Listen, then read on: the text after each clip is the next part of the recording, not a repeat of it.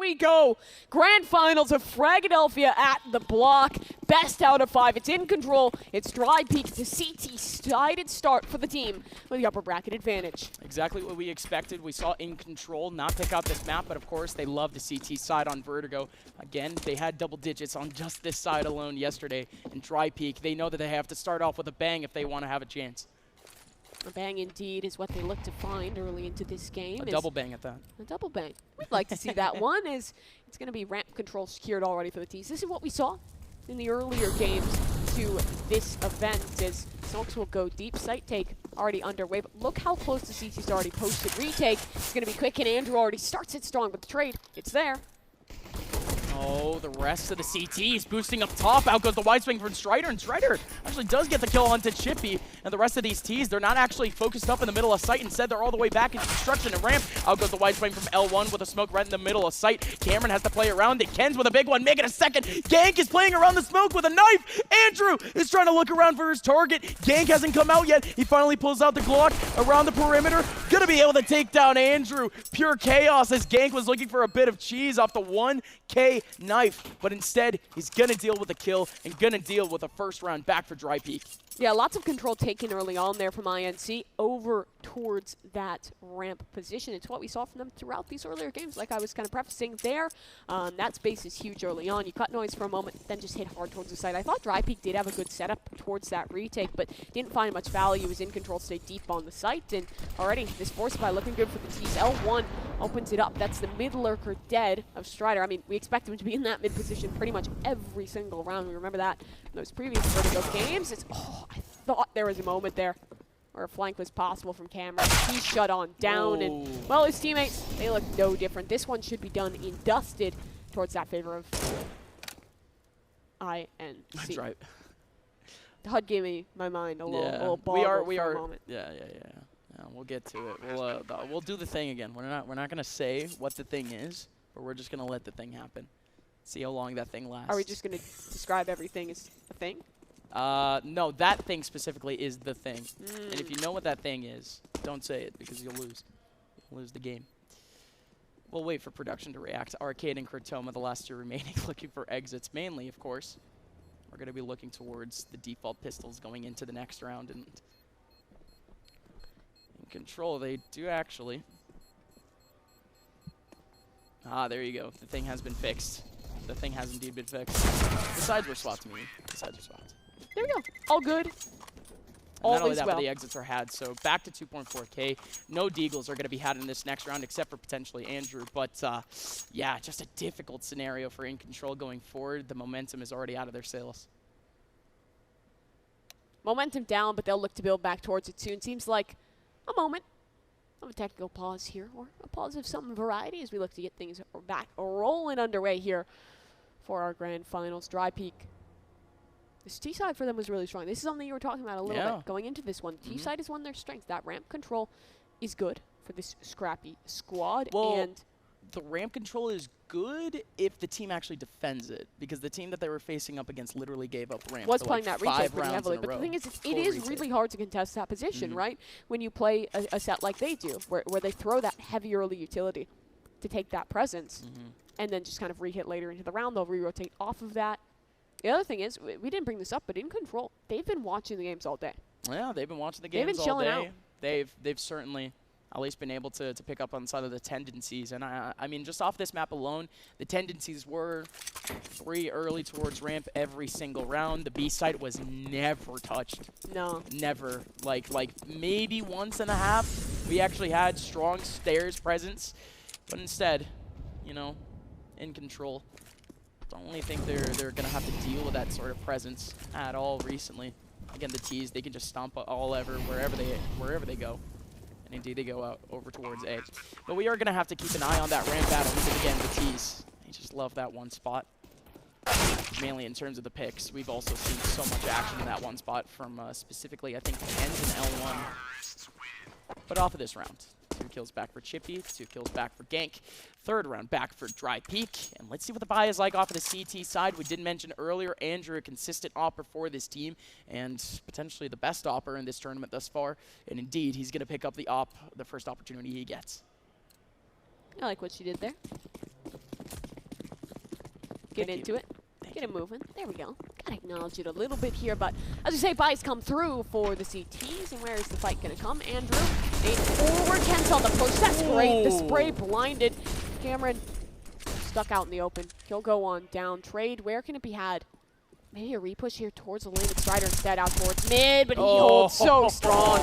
A double picked on through. It's now into this 4 versus 3. Space was secured initially, right? They took the ramp. It's what they're so good at, but they own nothing more. Lane, that's still contested out by Andrew. His op, it strikes gold and looks for another through the legs. Misses out. L1 L1, is just gonna though. keep going, yeah. L2 is on it. It was a 4v2 and InControl. They've completely lost it. And the situation gets even worse. Strider now down to 44 HP, and no, the linchpin, the X factor, the everything for this round goes down. The flank, dead and gone. Strider now 44 HP, and it's somehow similar to his opponents because look at useless trash. Look at L1, down astronomically low. Strider still has a chance, but he needs to be in the right spot at the right time. It needs to be opportune. And Strider, oh, Strider's giving it up. He's gonna have to retake this. T-side, they're gonna have their buy down. They're gonna have their flank down, excuse me. One smoke, that's all Strider has to work with halfway across the world. Is he gonna go for it? I think at least some of the damage is confirmed. I believe that the damage dealt onto useless trash should be confirmed, right? He should know one is very, very low on HP. That'll bait him into go for it. Did he see L1? No. Not quite. Oh, Strider going in, places down a Does he smoke. just The peek from L1 could go out at any point, indeed. Out he goes from sandbag. Strider not patient enough to even try to go for any of those contacts. Back in ramp or sandbags, he just wanted to go immediately for that plant. And again, with perfect reason, but for InControl. They lost their grasp, just about 2K now down for most of their players, and this is really where Vertigo, you should be taking advantage. You should be on that front line. Drypeek is just going to take advantage of the economy and just keep stomping forward with their rifle advantage. Useless trash, he'll tap away towards that ramp early on. For INC, this is such a punishing round to lose. Straight off the rep. You're stuck in a pretty bad spot. L1, he'll push out towards mid, try and garner some space here with Strider. Crisp on his shots. Trades come through on the ramp, so T's gain advantage off of this. Now it falls to the retake, but it's a repush. Coming behind, already down lower, past those stairs on B. It's Crotomo, but Strider, he'll be the first one up. AK in hand, he's on one in the round, needs something a little bit more, but the fire stays burning away. More kindling thrown on as the time begins to tick, the flank begins to come. So many mollies. None of them are going to get held for for an actual site hold for good reason. And they have the right positions. They have the right angles. And indeed, they're all going to back up over towards ramp to try to save this out. Crow again. Not going to peek up back over and ramp just yet. He's waiting for the right opportunity after the bomb blows up. Then he go out. Or earlier. Just to catch that off angle or just to catch that off timing, but it's not going to happen. 5-0. Strider has to back out. He does save up an AK-47, and that's certainly going to help at least the AWP buy back for Andrew going into the next. But InControl, again, they need a route back into this game. Drypeek. They're looking good. The momentum behind him has been strong. Now we have to think, what is INC's comeback for this? I wouldn't hate to see a little more aggression out towards that ramp. You have the ult. On Andrew, again, there's been a lot of money placed into him, but he needs to find something early on. He's struggled to get that done thus far. Out towards mid L1. There's been such a stoic anchor in this position. And Croto, he's pushing, but he's in a position to be punished. No, it's a trade instead. As L1 took Strider towards mid. This is the second or third round where this mid fight has been taken for the T's, but Andrew, he looks to bring the odds back. It's like the umpteenth round that we've seen just the entry battle won by this team, period. I think they're using AKs, not umps. Nice. Well done, Memethin. Well done. 4v4. Going back towards site. Maybe it's just me. No. An umpteenth isn't even a word. It's more just an amalgamation. Anyways, going back into it. Should be Cortelmo at least with one. He's gonna make it one, even though he's full flash gank. Does at least take back that trade. Andrew, he's completely covered up, even though he has that AWP. The full CT rotation is here, and the boost goes through. Cameron on top of the half wall with Andrew. Gets that kill, and Arcade from up top gets an angle in, and gank. What can his man pull off? He's trying to play cat and mouse with the box in the middle of sight, and just like that, InControl, they take back a 3v3 into a 3v0 for their first round. Oh, they are getting loud. Finally. They are getting real loud. The energy's back in for INC. How much more can they get off of it, though? It was a good holdout towards mid. The adaptation, the mid-round was finally there, and they deny the push towards that B site. Now, the biggest story here is breaking money. Get that out of Drypeek's hands, because they have a hell of a lot of it. Mid-control for Stripe. This is a fight he keeps losing to L1. A position he's normally so good in, but Andrew, talk of good, he's better on that line. All pulled true. Early advantage found. Everyone else for the T side around A. We're not going to see too many shenanigans, at least at this point for the rounds. I do like this utility setup, though, considering the fact that the CTs are so isolated in the middle of sight. This is just an easy route through for this Drypeek side. They place down double mollies back into Tetris. That is wonderful. Just like that, it has to be. At least the CTs having to regroup, but they do have the man advantage. It's going to be a full retake back. Chippy looking for an opportunity to try to get that plant down. Oh no, the molly picking him through, but he's down to 52 HP. Instead, the molly goes through, but Andrew's going to be able to hit the shot off the smoke. Two-man advantage going back for the CT side, and the Ts are out and away from the middle of sight. L1 though. Good position, good angle held for the Santi retake. They look to hold it down, and now it just has to be him, but no one can't get it. Andrew, a monster in these situations, takes the body down with the up. Pulls a second now for his team, and just seems to be the retake. Last round towards B, this time they gain an early advantage. Stuff, baby. Yeah, they're talking. Oh boy, they are talking. You can see it. I love this. He just yells so loud that his mask just falls off. Has to pull it up every time that he yells. It's ridiculous. They're into it. This is a team that loves their momentum, loves their energy, and it's pulling back. That's in stark contrast to their opponent, Drypeek. They're focused. They want more. They need more. Yeah, but Andrew, he can't get more yet. They've ran into a brick wall. This is the first time Drypeek. They've even lost rounds. I think they've already lost 2 in a row. The reset could come in to effect already off that next round, but you can already look at the cash. The cash is actually fine in all honesty, but we can just keep going. InControl, they've lost full ramp control, and that's the playground for Drypeek. Drypeek, they love this position. They love this ace. Who doesn't? Feels like every team play towards this default. It has to be another retake. This time, though, Cameron is low on HP, but look at the HP on the other side. Both gank L1 are low, and there's still plentiful utility remaining for the retakers. If they can delay this plant, they can win this on out, and it's not even a plant committed just yet. Molly's continue to burn. He's not allowed to get this down, as everyone is down on the scene. This is just going to be a brawl as soon as it's committed.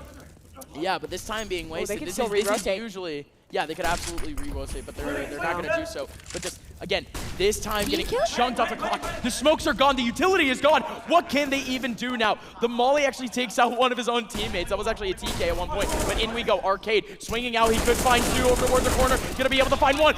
Arcade, the very last bullet out of his gun, hits to the head through the wall. L1 and Chippy crossed up over towards ramp. They end up getting 2, make it a 3rd. Andrew in a 1v2. He pulls off 1, and he can be the hero if he can find L1.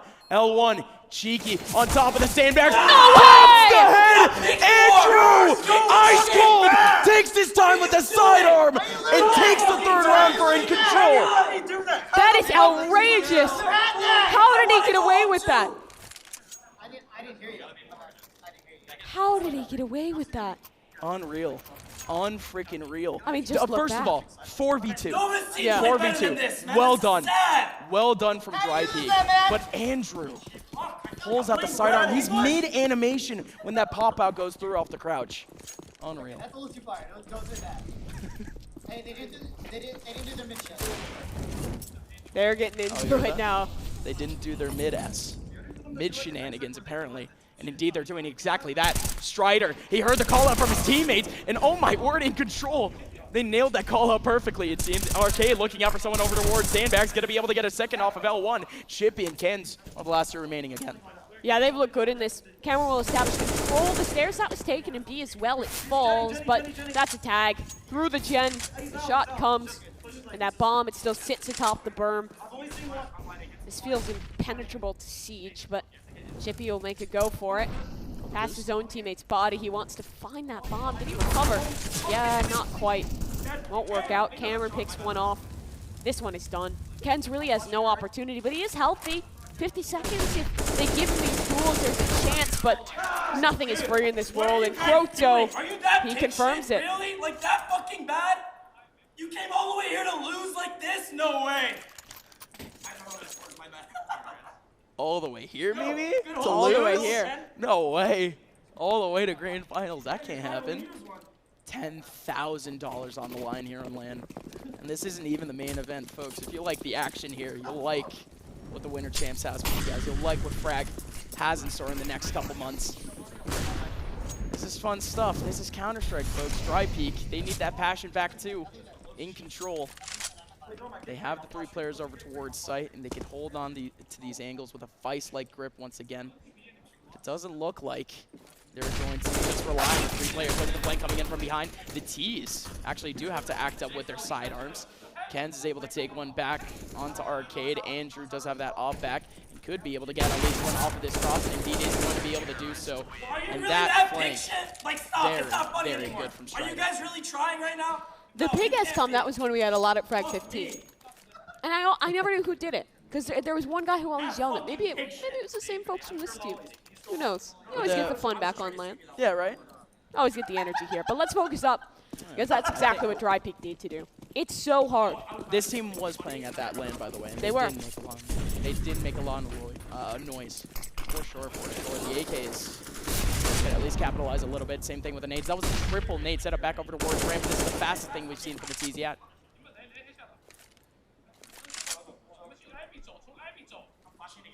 Fast indeed, but it's just that ramp take that they do so often. The bomb on the back will actually edge its way to meet with the team just a little bit later, as that flank gets held on down. Andrew's here, established on a good angle. Molly misses, so gives room for him to peek, and Cameron is well timed on a Molly of his own. That incendiary connects it so into the shots. Andrew, he's picked off a double. But where Andrew can do it, Kens can too. To trade, headshot, now in close, Chippy. Oh, this is the dangerous trio for this team. Chippy, Kens, and L1. They've been on the front lines for clutches before, individually. Together, they can certainly combine their efforts. Chippy on the corner, is he going to be able to get one? Yes, he will. And not only that, but his teammates are covering up the second angle. Arcade goes out, but it's actually trades galore. L1 and Kens get him. Now Strider has to go up at a 1v2, trying to find his opponent in the middle of the thick fog. Can't find Jack, and Kens wins it up for Drypeek. They maintain their lead. The energy comes straight back, rips Both across teams the are room. feeling it, and it's map one. It is map one, and it's here. Finally a round where they lose that ramp control, where a recovery comes in from Drypeek. They've struggled with that in the past, right? With these retakes when they lose that space so early on. Now they're looking to fix it on up. But here we go again. It's the same challenge. As Drypeek will reestablish his control. One man in sandbags as L1 inches towards mid. Strider, he's deeper this time. Not getting aggressive towards mid. Not pulling any of those shenanigans out towards that position. Is forced stand on ramp, but Andrew.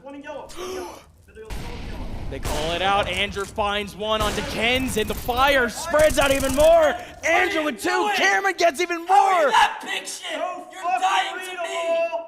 L1, middle. He's alone, and he won't even stand. Not a single shot connects with the CTs. I want to go home too. I appreciate it. Seriously. The trash talk works. It's effective. They started talking from the first round that they won, and they were down 5-0 when that happened. Yet another tie score line, and we're back at it with Drypeek with pistols. not exactly an unfamiliar sight. They were stuck up on this during that whole streak from InControl, and now, oh boy.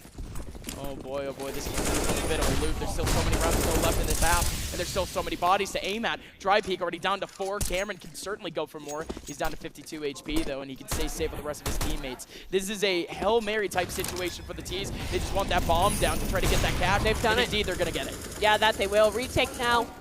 Should be an easy outcome, because there's no real utility left for. They can still hold on to it and try to win. You're right. They can go for this still. They can try and give it their best, and time is already ticked down rather far, but Cameron's keeping this one under lock and key. Arcade, he'll help out. The third closes, anti-ego goes fast. Fucking sad! You came all this way for the losers just to lose again! One more time! In their heads, that was direct. No, like, that was just a direct reference. Again? These are other lands coming into effect. This is the whole circuit coming into effect. We already saw New Brunswick a couple weeks ago already. That one had a lot of the same teams playing at that exact same tournament. And surely there's going to be more at the other tournaments in Philly and Crotomo. A constant figure at these tournaments is going to be able to get to and maintain his both feet grounded. 46 HP remaining on the man Strider. Going to be able to do the same. 2 players remaining. Kens and I'm Useless Trash on a bye round for the T's. Have to make back a 2v5. It's a complete tragedy from their perspective. Shambles. That's what it feels like. With the amount of momentum against them, the op finds the angle, finds the shot. Kens. He's the one to deal the connection. What more can be done? Nades over the top, flashes through. CTs are going for a fast retake here. One posted gen. There's flashes queued up for either side here. Kens looks to peek off of it instead. Interesting. He'll just post. Wait, minute on the clock. Let them over-aggress. Make them make the play, but at the end of the day, InControl, they don't need to. Well, they did waste a bit of utility that is going to make that pop flash at least a little bit difficult. They still have 3 remaining, and they still have, of course, that deep angle. Andrew picking up Kens, player, Jenny. Fucking bitch! You can't do shit! Strider wins the round, and You're looking mad because you're shit! They are. I mean, you can see the energy. good response, Mimi. Good sauce. You took They that are. alley-oop from him. Look at useless trash being Maybe useless they are. trash. Maybe they are useless. What is going on? The energy looks gone for them. This team needs something big. This is the round to do it. I mean, this is a breaking point for the money. This would almost guarantee 9-6 to be last in the half. My. And Andrew finally does get punished. Drypeek in this. They're fighting. They're looking better. Cameron has an op of his own. We'll post in the back lines. Has a chance for a re-rotation here. The T's have that ramp control. They'll re-push to the flank, but Arcade, he'll re-push. The lane out towards yellow. He'll find the head. He has a molly right behind him. He's going to get pinched. Never mind. Drypeek, nobody else goes out. Kens is still going to be able to get a kill out of that. But Arcade comes back. He's already low in HP, and he continues to go for more. Arcade with another one. Unreal, Arcade. It's all his. Kens now down to 9 HP. Could certainly go down to Arcade trying to complete the ace. What a half comeback from InControl thus far, but what an even bigger comeback it will be if Kens can nail this. Kens, there's a nade against him. There's a molly as well. This feels unwinnable. That M4ONS doesn't quite do the damage. This feels more the story of can Arcade get the ace? Can he find it? Yeah, of course he can. Oh, not quite. Maybe it's winnable. Look at the time. It's already dripped away, but Cameron, he'll deny. No ace, but no round. Oh, we're getting flashbacks to advanced playoffs. It's been a minute, but That's the it. memories are still recent. InControl 9-6 in this half. They are looking very strong. And I mean, take a peek at that timeline. 5 rounds in a row, and then InControl run it back, only losing 1 in the entirety of that latter quarter. Okay, that's that difference, though. We ended up seeing Drypeek with free real estate. Free control of ramp every single time. And what And they changed? started shutting it down. Literally just early peaks. Andrew Literally with an just op early utility. fights out there. I mean, That's Arcade, it. we saw him do it in the previous round. that's their win We condition. didn't see any it was variety from the team either. We didn't Yeah. see them go back to B. We didn't see splits out towards mid. If anything, we only saw that once. We saw that strategy once in a round. InControl, they did try to change it up near the end. Or excuse me, Drypeek did try to change it up. But this time off the CT side, they did have at least one kill over towards that corner and stairs. But Useless Trash can clean it up himself. Arcade now in a 1v3. Has to pick up. Has to pick up this one in spot, but it's not going to happen. 9-7.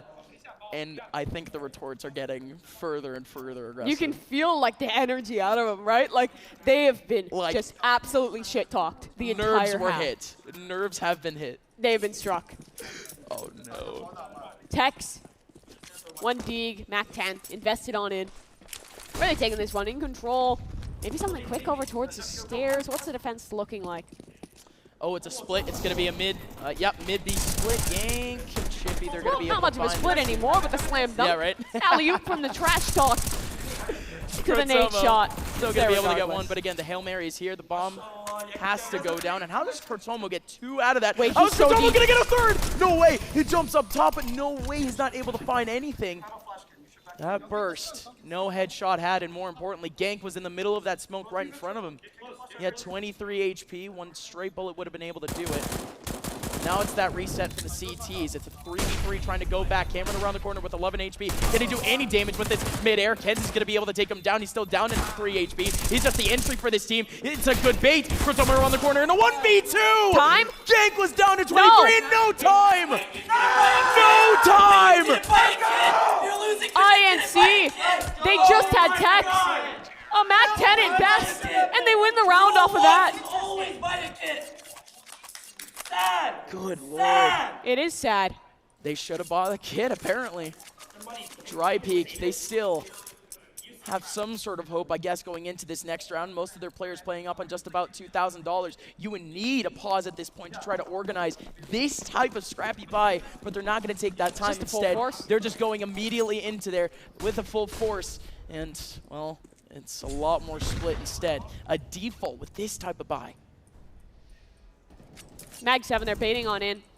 Is this a default? It might just be a bait, yeah? No, it's a change-up because it's a bait setup and noise has been made. They know about Andrew and close. There can be some impact from this weapon. There needs to be. Andrew around the corner, off the Galil, gonna be able to get one. That's easy enough. They And don't there he expect goes. him. Oh no, useless. There you go. Max 7 in a good off angle, but it's only worth 1. The CTs. He hears the reload. Strider should be ready with this flank. They're expecting maybe someone out towards mid. Why not? Strider's here literally every round. T-side, CT side. Doesn't matter, but Gank. He's better in those angles. Wins out the duel now. We're back to a 2 versus 2, but in the meantime, a rotation has been underway. They're popping up. Looks like maybe out towards mid. You can now wrap back either side. No one's watching mid. It's one man's responsibility on that pivot. It's Gank who needs to hold it down. Gank is actually holding mid, and no way he's going to be able to get one, and he hasn't taken any damage whatsoever, but Arcade takes him back. There goes the run. The berm. 45 seconds left. No There's one way! person over towards spawn, and Ken's not going to be able to find anything. Good smoke, and the boost up doesn't do anything. Arcade with a plant, and oh, baby. A 1v1 to change up the tempo of this entire game. Look at the economy for both of these teams. Paper thin. Ken's, Arcade need to go up for it. Arcade playing out over towards Sandbags. Has a nade to actually utilize, but again, no damage is actually had. Ken's going up for it. David Spray going in from Arcade. His position is now known. Nade going in, and it's going to do a whole lot of damage. 77 HP left up on Ken's. Ken's not going for the defuse. He's now off of it, going over towards Sandbags.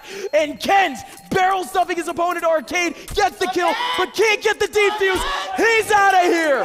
Twice in a row. Twice in a row. They were screaming it. They were absolutely right. They No reminded kick, them in no between the shot. rounds. How do you not play a kid a second time? Exactly. That's what I'm saying. That's what I'm saying. How do they not play? They full forced and no one thought to invest. Yeah, this is starting to just get no. scrappy, Mimi. It's getting scrappy and in control. And the scrappiness and the chaos, they're always the team to win. 11-7 now their lead. It's a full reset for Drypeek. Ken's, at least he kept his weaponry, so it's an A1S to work with. Everyone else, though, the weapons aren't so great. Do they have a kit this round? Nope. Nope. I mean, why would they invest it on this round? But No, still, why would- yeah. Still, Yeah, it's yeah. just let's drive that Just a point reminder, home. right? Yeah. If it comes down to it, that would be heartbreaking. but I don't think that InControl will let it get that close. Mac-10 is the first to mean- face to try and deal some damage here. Far more that much. Yeah, I would be surprised if any of That's these the teams A1 can ass. actually take this back and try to make a clutch out of it. And indeed, we're going to see the MAC-10s farming up a whole lot of cash. Oh, no. Hey, buddy, come on. Kens, you're so toxic. No wonder Shutout didn't want to play with you. Holy shit. Very personal. A lot of this trash talk. I am loving it all. 12-7. InControl. They can take full advantage against Drypeek just off of this next round. And in terms of the early peeks out from the said Drypeek squad, it's quite the change.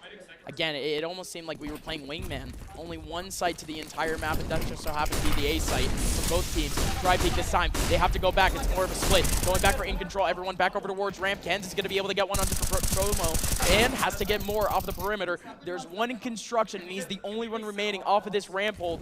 3 players are still around for InControl. The other one flanking on the other side of the server. Gank, an easy 1 kill. Can he make it a second onto Strider? No, Strider is there for the trade. Arcade with another one. Chippy would have to make it a 1v3, but no. Cameron is there for the frag. 13-7. InControl, back in control again. 5 rounds out of the beginning. In the last 13, out of the last 15 rounds, they've gotten 2. 2 out of 15. Unreal. The mental feels crushed already. We're 1 map in, and it feels like their mental is not here, right? Like the amount that they're just being berated with.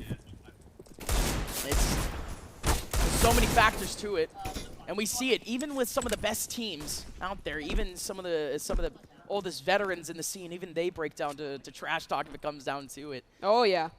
I mean, we literally saw it at LCQ. You see it anywhere, the major, any big event, any Any big esport. I event. mean, esports, it's not Awesome. shit talk sometimes. Get some fun in there. Hell yeah. Get the energy in your favor. That is what we like to see. No energy for the CTs, though. They are No. not really able to find too many No gaps, way is except that for one. readable. No fucking way. Oh, well. Holy shit. I was going to say, I'm back over towards ramp. You know, but they're yelling so Cameron- much. I I'm think- starting to like identify individual voices. Even Yeah, when I we was can't about to see say, them I talking think about. Cameron really just Cameron put is down one of the point most for vocal, me. if not the most vocal. 3v5. And the CTs are completely away from the See, site. by the way. That was a very good point. They are B, by the way. Good That- comps. That is a mid kill also. True. True. Big if true. And this one's a save for Chippy. Oh, Gank deals some damage. Gun he can recover. Damage is dealt, but look at the money for this tease. They're fine to concede that, right? Like, I'm almost happy they're going for the fights because it shows that they're just playing off confidence in a big way here. Strider's going to attempt to close this one out. Gank probably doesn't want to save that Mac-10. He'll likely just swing on in. Strider should put an end to his life, supposing everything goes the way it should. And, well, this is the right world that we live in, so long as you're a fan of InControl, because they now find their lead at 14 money. Getting However, a headache from how it's much going I to had come to back. yell at them because of how pig shit they are. I've never heard the term pig ass before. That's a different one. Because I've heard dog blank. I've heard dog blank, but never What pig. word does blank mean, Gus? I'm not gonna say it on broadcasting it. Have you heard I what think they've we're on said? a family show. Have you heard what they've said on Okay. broadcast? Okay, I understand. There might be a double standard here. Jokes aside, we're back into action here. Damage dealt, Arcade chip down lower. They just going for a straight up hit over towards the stairs? Might be. Only one lurk towards that ramp. It has to be useless. When I say double standard, it's the double coming back in terms of the AWP. And this team, they were already very much contingent on holding this up on this map. We remember this from Vertigo. Kenz and Chippy. They do at least split up the responsibility back over towards mid and A. A bit different, in all honesty. Or, excuse me, mid and B. Not exactly common for those ops to be at, but Gank, he has to pull so much weight in this position. Pretty much all alone here, and out they go. Gank's gonna be able to get one. Can he make it more? L1 comes in at the very last second. There you go! L1 groups up with a crossfire. It makes it possible for Drypeek. They stay alive at 14-8, and not only that, but maintaining both ops. What? I'm with him there. That's a round. It's not enough, though. They have to keep building. In this round, this is where they can set the tone. Because they're still at a breaking point here.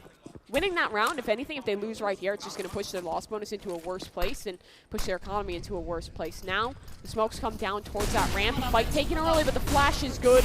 A man forced away. Crotomo under siege, but Strider helps him out, takes down Gank. And Molly over towards the sandbags. Record time on this take towards ramp. Now one, he forced deep towards the site.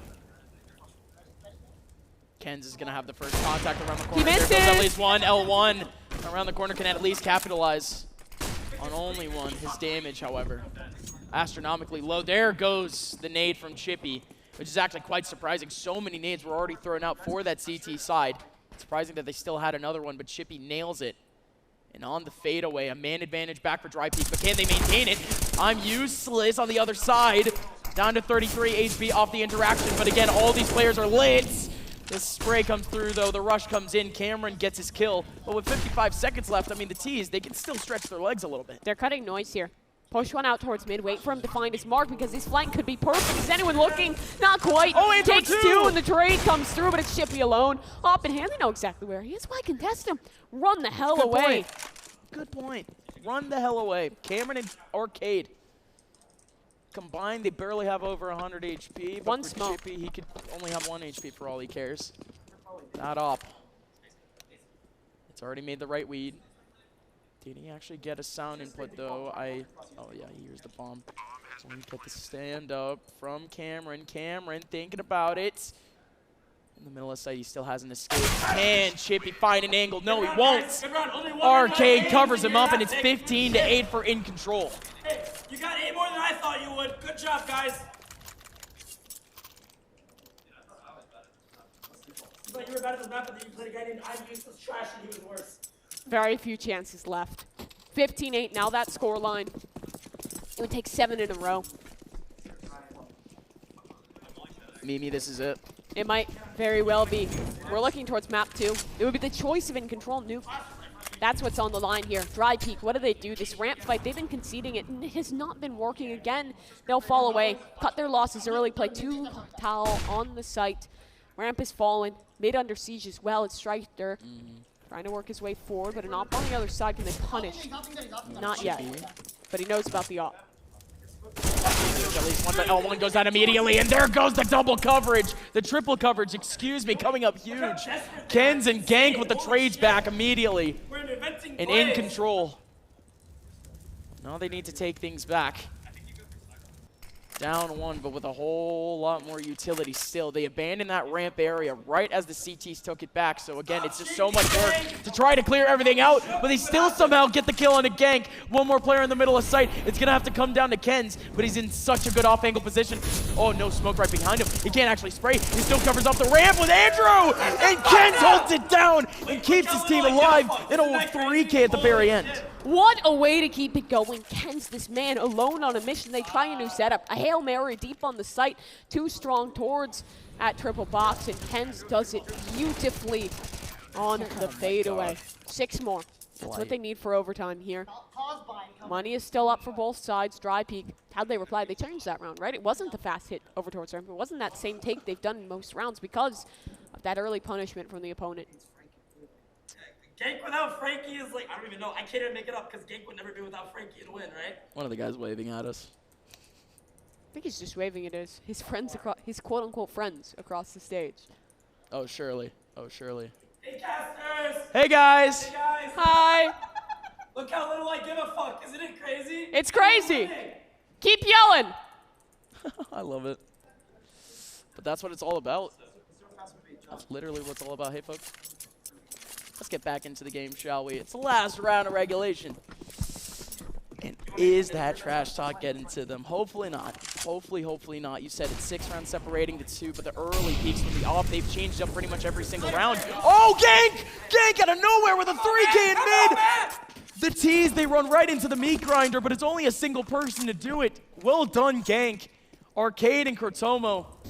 The last 2 remaining in a 2v5, and yeah, no, that's pretty much the end of the round. They can't go anywhere else, would like to assume. Just straight boot it upstairs and see if they can find any off-angle picks. My, oh my. Confidence booster for Drypeek. Confidence indeed boosted. Confidence, that's only a step. More needed here. Still this round needs to be closed. Croto, he's found one, but his damage, he's so low up top the box. I believe the leg was seen, but Gank still able to close it out. Now 4 in the round. He hunts for this ace. He seeks Arcade out. But Arcade, he weasels his way close to mid. Can he find a timing here? On the wrap back towards B, there's a chance, but he hasn't showed it just yet. Over the berm he goes, but down the stairs goes his opponents, all of them. Looking through team, maybe they suspect a save here. Arcade, though. What can he get done? They're just taking this time to chat. Figure out a plan to close this out. Oh, tough spot for Arcade. Ain't no way he can fight that. L1 takes it back. And you can finally get some wiggle room now for Drypeek.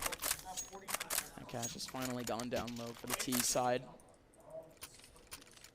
Man, the approach, at least for Drypeek, hasn't changed all too much. Gank 88.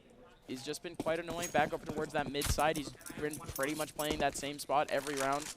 Chippy has been shifting between mid, A, and B, pretty much every spot on this map off that AWP. You love a fluid offer, and you love someone that can pop off like this. Chippy, he has an opportunity in the mid side for a big kill. Back over towards Brand. There's still 3 more players to try to go through. 3 more to be had here.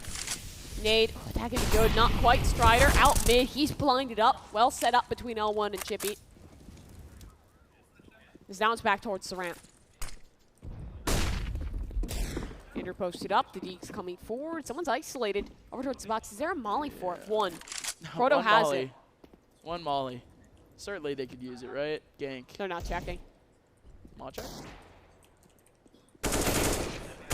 Yeah, Gank doesn't care. Peeks around. Cameron looking away, and does actually pick up a kill out of that. Good trade though, just a bit of a stat pad. We are back 11 to 15. Drypeek. It's just been a long, laborious process. Someone's got like a dolphin laugh on stage. The Shanks dolphin laugh. I'm with it. I'm with it. 15 to 11. It's only the first map of our best of 5. Technically our second first map advantage going back to InControl. They can make it though. We haven't even said this. They could close out this best of 5 in only 1 map after this. They just need 1 more round to try to at least confirm this one. But again, pistols out in this round for InControl. We're not going to see much action. The double ops have come back though, and that is a sign of confidence, I would like to think, at least for Ken's. But Gank 88 is going to continue to pad his stats. 24 kills for the man as he gets 2 more over his ramp. Drypeek. Welcome back, my friends. This is really where the show starts. 3 away. I mean, I'm getting a little worried. They've quieted down a little bit over on the side of INC. Oh, but when they win. If they win. You say when. You say I say when. I think I you say still when. are That's living in a Caster's world curse. where you think of this as being what? That situation where it was so dominant. But they brought it back. 4 on the trot now. 5 out of the last 6 won into their No, this favor. is more than possible. This became possible when InControl started losing out on their economy, and now it's just CT advantage. It's That's true. CT diff. Are they going for something different here? It looked like maybe they were queuing up for a boost, but it doesn't happen yet. Instead, Ken's, he'll take a more passive line. They've stopped with the aggressive ramp takes here for InControl. They didn't do them as frequently as their opponent does, but they were still doing them early on. Now they're playing a lot more passive, and more of their initial success relies on Strider out towards mid, who's been kind of back and forth. Well, mainly it was because of those punishes that we ended up getting from that looser hold back over towards ramp. Like especially we saw like Gank and L1 over in like sandbags getting like 2 kills just off of like a 3-man trade. So the system, at least here on this site, is actually quite sound. But it could certainly break down, and it does look like, at least with the positions that they're currently taking, it's just going to have to come down to this first contact, and then a big ol' retake right after. Ken's, he has a ramp. His teammate Gank, back over in construction. In goes the first pieces of utility. Ken's, he banged out. Oh, nade's coming in. Flash is coming in. Molly getting him an off, and there you go. 37 HP left on Ken's. Shot from Andrew over in construction onto Gank, and the plant will go down. It's a retake, but Ken's he evens the odds, trying again with the op, but look who's alive. 2 ups on this retake. Utility is abound. Someone has to be a hero. Oh, it could be. It could be Arcade to at least shut it down. 16 to 12 is the goal. It seems like at least the path for these CTs, because my, oh my, they just can't get anywhere without getting flanked on. Andrew and Arcade, they peek out, and they immediately get Frag Strider out from the smoke. And there you go. Oh my god! 16-12, in control. One more map from winning Grants. DT side, it wasn't exactly that effect that we wanted out of him. He wasn't peeking Fountain, he wasn't peeking over towards tunnels. Instead, it was just a battle of the other team taking that control. So in control, can they whip it back? Can they whip everyone up back into shape? It's our second map, and early on, Andrew, big frag. Can he get a second? Gank waiting up for it. And just like that, it is going to be that 4v4. We're back into it. That we are evening out the odds, but the T's pull it back under their control, in control. They own this site. Bomb will come down. A post plant secured, and there's no utility besides one smoke, one kid on the retake. What more do you need? That? A couple good shots. This is still winnable as all three come from the high ground. So tough, at least on pistols, to go that far away off a take. Should be alongside the rest of the CTs. They're actually able to land up in the middle of water, and that ramp position is so good if they wanted to take down Cameron, but Cameron somehow escapes that one spot. Gank and Chippy still getting those 2 kills and equalizing things back down to a 2-on-2. Short is now smoked up. There goes the defuse kid. Oh no! The CTs, the Drypeek team, they were reminded in the last game by a defuse kit. They do so this time, and even then, it just doesn't work out for a round. 2 more seconds, that's all they needed, but Strider tore it out of their hands. Drypeek now. A tough first game. Doesn't get any easier here on Overpass. In control, this is their home ground. They look to defend it. Buy up is strong. AK for 1, Galils for 2, Mac 10s. For the remainders, Arcade and Cameron. They'll look to farm with their money, but they do have opposition. It is well armed on the other side. 2 SMGs to work against, but already 1 man to 1 HP. Still, he picks off Cameron, so it's a good start for Chippy. They know about him. They know about Gank, though. Gank in the close corner. Arcade, he's making so much noise, and Gank, he had the discipline. Now he finds his frag, backs away, stays with the team. It's advantage by 2, but he's on an island, alone in the close side, and Croto, he'll take advantage still. Look who's alive. It's the rifles, 3 of them. It's 4, but the health is low still. A backstab. That could end things. A close angle, a rat, even better, useless. He looks to find that space, find that opportunity.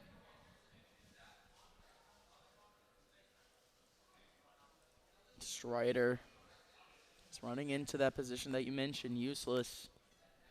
Sitting up in bathroom, but again, it's not the angle that you would expect. Oh no! Oh, whoa, Strider! He's down to 5 HP off of that. What was that?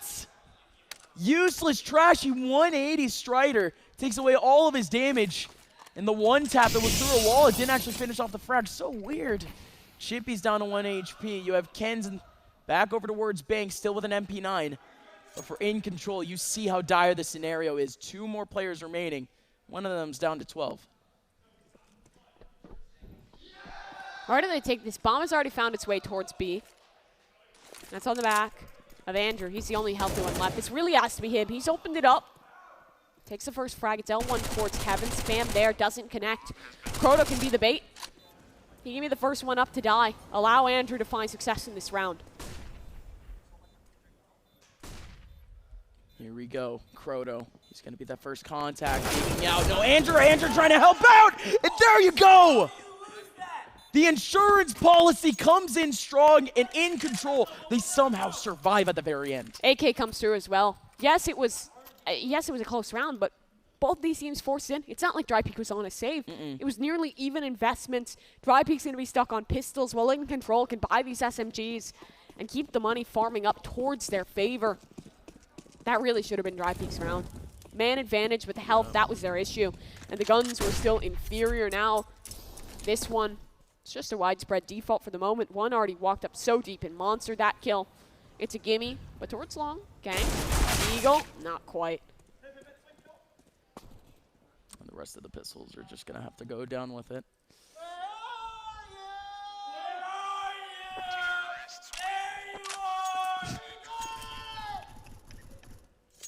Here's Johnny. Here you are. In control, they find him. And it's going to be that 3-0 start. Mac 10s galore. Do not be surprised if we end up seeing the off angles come into effect. A lot deeper plays come into effect just off this one round alone. We've seen in control be some nuisances already in the early round, especially when it comes back over towards that fountain area off the attacking side. And indeed, CTs. They start to stomp their way up. They split up connector and back over towards the mid side. And InControl, they already have some more control than you would expect. Back over towards water. They have their linchpin. That they do, but will that secondary option have to be employed? Not yet. It's out towards long. The man holding this doesn't have an op. Instead, that op's just a bit deeper. First point of contact is Skank as he found the info. Not quite yet, but the utility shows that something is up, and rotates aren't far away already. One edging towards that staircase to find his way up towards A. Still, it's a reset. Teams are headed back lower. You called him out earlier in the round, but Cameron becomes even more important here because he's taking that initial space, made sure that no one pushes aggressive. They know that water is still a relatively safe position. They will have to re-clear, make sure they didn't get timing, but Monster, that's the main destination. Util to work with. They'll probably just flash on through. It now falls to Chippy on the hold. He does have support, however. Ken's in position as well. The spray is there. Ken's finds the first. That's it, though. Chippy, however, he's good for all three. It's Andrew left to his own devices. Yes, a gun recovered. 1 versus 3. By the time it's ticking down, 30 seconds. Bomb not in his possession. They know exactly where he's coming from. They should be able to lock this out. Still, always a chance. It's Andrew. It's Andrew that has to run into a crossfire. You really that terrified in a 1v3? That's what I'm saying. Like that, you should be. That's what I'm saying. That's InControl saying that, by the way. They really would just want to hunt for this. Andrew, he did find one contact back over towards that heaven side. Dude, they are trying to trap this guy. They're trying to give him $0. Andrew, chill out in water. They're not peeking him. They're not going to peek him. The CTs, they're going to stay alive with their guns. But just like that, we see how InControl reacts when, of course, they have a bit of aggression. And now we see Drypeek. They had full advantage of that situation. That gun will get saved on through, and the investment will come strong. Andrew, op to work with. Strong in his hands. As it's over towards A, that this time the majority will come. Previously, when they did this play, they wrapped back down lower, attempted to make that one work. This time, it feels like a bit more of a commitment. The bathroom's presence is already pushed deeper, but its smoke should buy them time, and its information good. On the CT side is con control, long control. That both falls with the attackers, and Gank's alone. Flash should be able to queue up to help him. He's just peeking this still. Manages to outdo the op at range. A huge frag and no reply just yet. The boost across misses. The flash there, but he just swings this. Gank does not carry. Finds a double. Strider will not allow the third, but the damage, oh, it's been done. This guy needs to change his name. Useless. You are not useless. What a flash and long. One of the easiest flashes to actually pull off, but man, oh man, it comes in right at the perfect time. He has to go back though. Then 42 HP off the molly. Back down into bank, but L1 has the angle back down in sight. Searching it for more, and the A1S rings out true for 2 kills in the middle of sight. Arcade, baby 1v3. Backs up into bank. He's gonna backstab at least one. 99. Goes in, takes down Chippy. Ken finds him. The op knew that he was there too. Keep yelling. I don't know what you're saying, but you're taking it personally. Yes, stand up, losers. Stand up. It's just very, very. It's vicarious. I don't even know what to say. This is just hostile, boys. Also, for those of you who are watching at home, This is all the comms for Drypeek all have the been in comms Mandarin. for Drypeek Are in not Mandarin. are in Mandarin. The only English They're not that even these in guys English. do during the game is for trash talk. Yeah. That's it. Not a bad idea. But now we need gameplay to back up the words, and Andrew, his actions are speaking loud. His teammates are speaking even louder, though, I'd like to think. But the kill is good. He could back out with a funny number HP, but for the rest of his team, of course. Sticking up off the pistols. Just trying to play off the rifle, off the front line over in A, and indeed, Andrew. Don't even play off the AK, just play off the fact that Andrew's a nutter going around the corner. Andrew clearing out yet another one. Cameron was there. That's kind of just that fake out. And now the CTs, they need to deal with a 2v5. Again, this is, yes, a force for these terrorists, but my, oh my, it just keeps getting worse. The full buy for Drypeek. You keep talking and don't keep losing. You're doing great. It works for absolutely nothing. Useless trash needs to back out with an AWP. Save you. Needs to save it up. Me. Where are you? What the fuck? Where are you? I'm not even gonna talk. What is going on? Oh, so type Just it. let them speak. Just And the let off is them gone. speak. Type instead of yelling. Because that up, You should type. it's down, it's on the floor. And they sit still, they're taking the beating. You should type 'cause you're scared. Dude, they need this best of 5 to end at this map. But not for the reason that you think, but literally because that guy's voice is about to go out by the end of this map. He's not going to Yeah. have a voice by map 3. He's going to wake up tomorrow. He's going to need some cold medicine. This guy is going to need He's going to need all of that by the next map. So if they don't win Cameron's here, impact, it's not frags. It's in the noise of his voice with the flash. That's Oh, what? perfect. I'm useless. Good on the flash. It's USPs, though. Oh, Surely what? they don't get more. It's Kent has a double. USPs. 2 guns recovered. Boys. No, 5 versus 3. This shouldn't be Boys. happening. This should not be this close. Now they might just win it. Reply is there, though. Arcade takes one. And crucially, he is unharmed, but in Jeez. water, CZ. Oh, The good for one weapon. Please. Chippy's looking for this kill from behind. Oh, no, he's tapping flipped it, away, not and there quite. you go. The headshot's hit for Chippy, and that just makes it a bit better. A 2v4. Molly pulled out back over towards short, and that's just going to cover up Chippy, and it's going to cover up that time. But they found a gap. Running towards upper. Yep, exactly that. They're already up A. They're telling them. They're telling them. They're coming CT. They're absolutely right. But 3 players have weapons. No armor to back it up, though. So these T rifles can hit even harder in this situation. Oh, Cameron with a double kill to open up the round. Crotomo, though, 1v2. No kid. He has time. Keep yelling while your team loses. No kit. Has a nade. He's going to peek out early off that contact. That was going to be able to take down the first. Going to make it a second. Crotomo in control with a 2v4. That's outstanding. I mean, yes, it was an eco. We have to put it in perspective that it was USPs going in. The fact that it came that close is impressive, to say the least. From Drypeek, but in control, they had the read. They had the take back Dude, but through. it was a 2v4. It's still like impressive that. regardless, Yeah. right? It keeps them in the win column.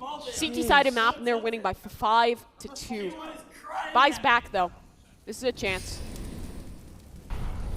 Here we go. Drypeek. Early on, not taking too much aggression.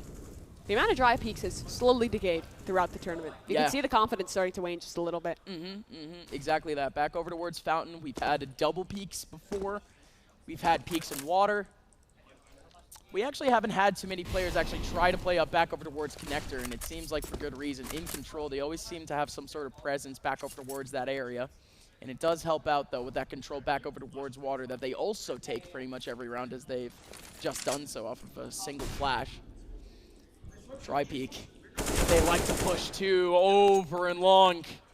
Gank pushes out the scenario, but he goes down in a heap, and now in control of the round, 1-man advantage. In control. They leave 1 player up towards A, rotate 4 down below towards this B site. The defense looks good. There's 3 players here. And there's 1 playing the anti-flash close. The swing will come off of L1's contact, but now they're worried about a flank because they've conceded this A site, but out towards the bottom. Here they come. L1 good to muster for the double, but Chippy, he is stage shrouded. Tucked deep towards the corner, flash through, but he'll just swing it. Arcade down. But Andrew and Croto still in this, and remember that flank. Croto has come all the way around. This wrap could be massive, but it's wrap for wrap. Noise being made. Andrew should be noted. Andrew waiting around. Andrew coming up. He hears. Back over towards the mid side. Useless is watching out. Croto coming out 10 seconds. There we go. The player out of bathroom, popping out finally. No damage done! The whiff. Oh, the whiff. That was the moment. That was the round that they needed, but And you'll keep losing, please. Drypeek. They take it back. That was the weirdest round of timings, right? Because you had a T lurk deep towards CT spawn, but then he had to fall off bank, right? He had to fall off to aid his teammate and pinching towards the bathroom, and the shot was flubbed. Falls away. Now as the buys begin to come back in, there'll be a moment of a timeout. Oh, he is typing. Keyboard warrior over here. Going to town. Oh, and you. Oh, they're going for it. I love it. Keep going. It's so furious. We're seeing the war in action. I love it. Oh. He doesn't want to blow out his voice, right? He's on vocal rest. Has to type away instead. These are the typers in your pugs, folks. The guys in real your action. pugs, This is right the here in real typing life. on land. Typing on land. What a time to be alive. Don't want to blow up your voice, man. Be reasonable. Gotta save that for the big rounds. But Oh, this is a big absolutely. round for Drypeek, because this is where they can set the tone that they're still in this, that they can rebuild this momentum. Because their opponents, their buy's not stellar. Andrew's the only one with a real rifle. Just Tech9's forced up around it. Protect the president style. Everyone's together. Oh, yeah. Uses trash. He's going to be that hitman, at least, against Mr. President. InControl, they do have everything, though. Useless is not going to be able to get anything back over towards long. Gank 88. He's trying to come back towards side to try to help out in long, but the bomb does go down, and that is mission accomplished for InControl. What more can they do? They have 2 rifles back. Upgraded pistol, still better positions, but Arcade goes down early. L1 and Gank going big. Andrew now the last one remaining in a 1v4. He has the smoke covered up. And there you go. Ken's with that kill. 4 players still survive for Drypeek. And it's not as good as InControl would have wanted it, but they at least got a positive in at least getting that bomb down. I actually really like that setup from InControl, right? They pushed the majority of their forces back towards Bank and then just kind of left the one rifle on his own to hold on the other side to try and bait in and redirect their opponents. But it didn't work because Drypeek just was very thorough in their clear. Well played to them. They pushed the money into a pretty rough spot. It also helps when Gank was long. Yeah, for sure. For InControl here is there will be a couple rifles bought on in. Their lost bonus starts to allow that, but it's really just these 2 and well, at least one of the pair. Can't find any value. Well done to Chippy for the start.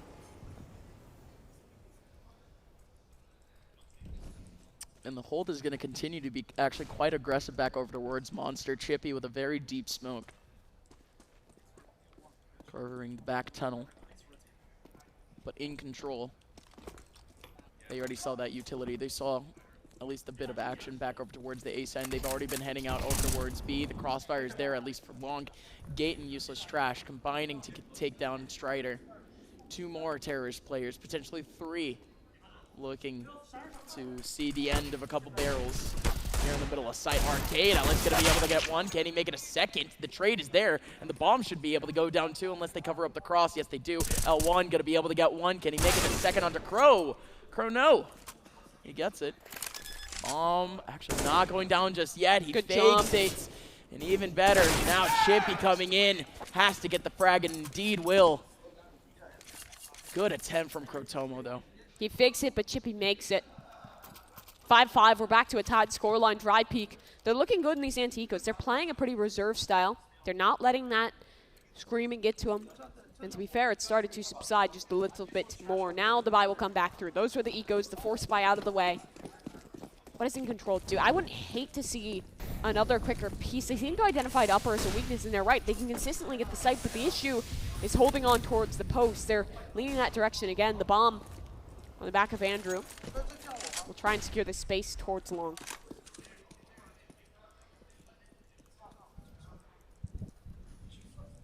It's just going to be this contact play from Gank, and again, this setup from Drypeek, at least back in A, has been so good. In terms of just actually controlling tempo and actually collecting any sort of frag off of either mid or long. InControl, they have not made it onto this site flawlessly by any means. It's always been tooth and nail. It's going to be that same type of scenario. Drypeek, they already started off early with a bit of utility, but again, all of these CT players are just stuck up back over towards the site, just trying to monitor the scenario. With 50 seconds left, InControl, they're the ones that have to make the moves. They do have to make the move here, but look at the position here from Gank. Tucked in towards long, he has support over on the site, but the pressure is going to be majority from the bathroom side, so Useless Trash. Let's find some use. Here comes Useless, has to cover this up. Gank goes out, takes down Andrew early. The CTs, they can continue to make this work, but it has to come down to 1 in the back of sight, and Strider takes him down. You got to watch out for Gank and long because he's already come up big in that 1 position already. Here we go, out early, Strider! The slap down onto Ken's, what a reaction. Man advantage now back for the T's. 2 players back over towards Dumpster. The 2 can go out. Nobody else from the terrorist side watching over it long. But Gank actually goes down. Arcade has retaken that control. 2 more players in the middle of sight. Finally goes down that defuse. Wide swing from Long, and Cameron and Arcade combined for the 2. InControl back in this game. Really good job on the retake of space there towards their post plant, right? Because they prioritize bathrooms first, isolate that Opera of Useless, and then they re-clear with a player positioned out towards the bathrooms as well as a pinch up from the site to shut that periphery down and take it in the post. Now advantage regained for InControl as the buys stay up for both sides, but it's dwindling for Drypeek. Useless is saving for another op, which is interesting to me, right? Because he's found limited value. They're putting a lot of stock into the weapon, but I feel like it hasn't found the mark just yet. In all reality, if these rifles work in the way that they want it, those pistols will make sense because they can just easily get an upgrade out of it. We'll see. They already found one. Cameron's down. There's a boost in the off angle towards Khan as well. That really limits options, and a whiff wood too. Arcade, though, he brings it under wraps. But Gank, this is his time.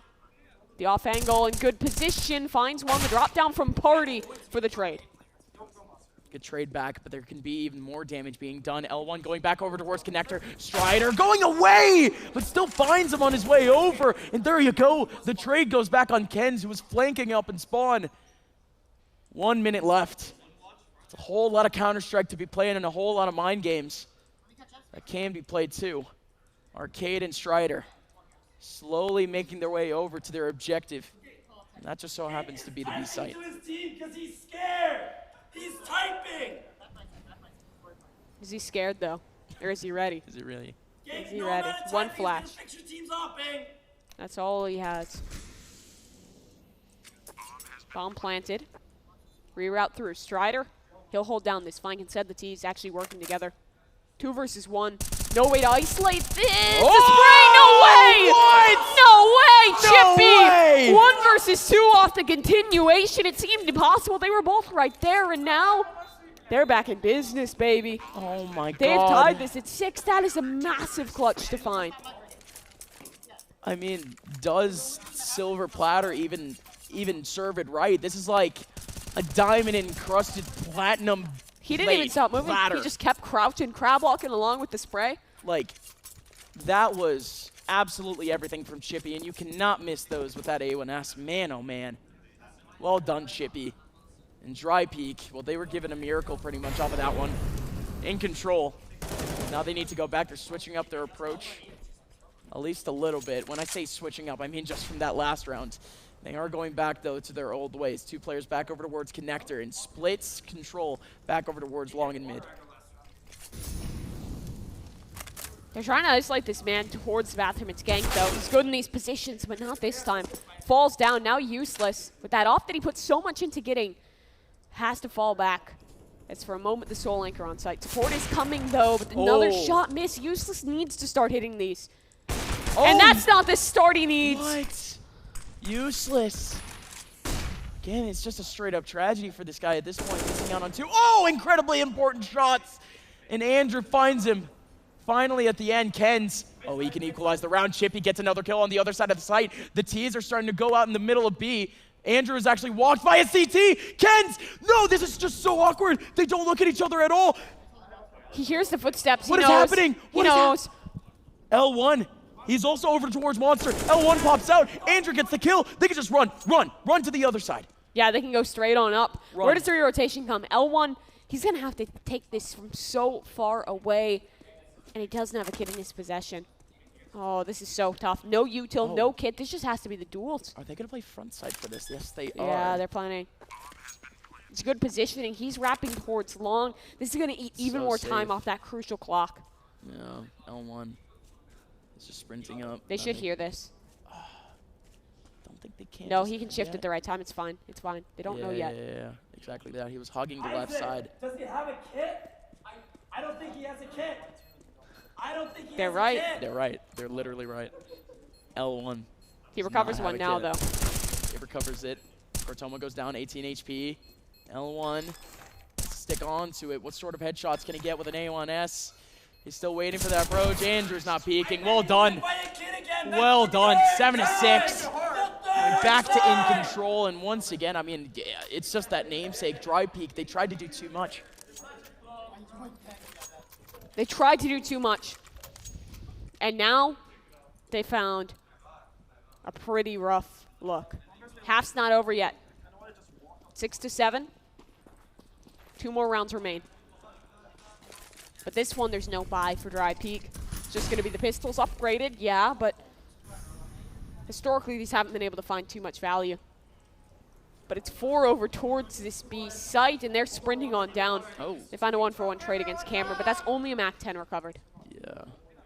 Mac 10 back in the hands They don't know of about Ken's. Party. Gank could get something here. Gank's waiting. Never mind. He's going to be waiting for absolutely nothing, waiting for a bullet to the face more than anything. Cortomo takes him down. The rest of the CT still starting to make their rotation now, finally back over towards that A site, and it's the A site that's not even being targeted by the rest of this InControl team. It's realistically just one player back over towards that long side Strider trying to fight for this with 9. Oh, wait. Oh, with L1. He has that option off the 90. And But off in the all that, 3v3 to CTs. They're all over on the other side of the map. Not all too bad. Bomb should be able to go down. It's just real tough. But this could be possible, question mark? It's possible, yeah. They're going for a fast retake. The bomb yet to even come down. They're already close towards Graffiti. That nade does help. 2 players in the middle of the site. Arcade takes on a massive headshot. 11 HP down. He's still trying to aim onto one more player in the middle of the site. The Deacon's trying to go right in. Crotomo ices out the scenario. Go, go! That's why he's the best. Jake, I can't hear you. Get loud! One of the best players on this They team. need it right now. You think useless to trench stat line? Your money is so bad. I mean, they call out a good, 2 good points, Lots of right? things. Lots Useless of is things I mean, they're doing our job for us. It's great. yeah. But yeah, useless trash. I'm going to be honest. The op in his hands has been pretty useless. I mean, I'm not trying to be mean. It straight up has. I think he's got maybe 1 kill with it. And he keeps buying it. It's just not working. Maybe the Swag 7's a better option, but Poor guy. it's Ken's instead. He's got the skill shot. Nah, the useless. shotgun. Let's see it. No, he's Something, gotten kills. please. I beg for this. No. Another death. Unanswered. All good.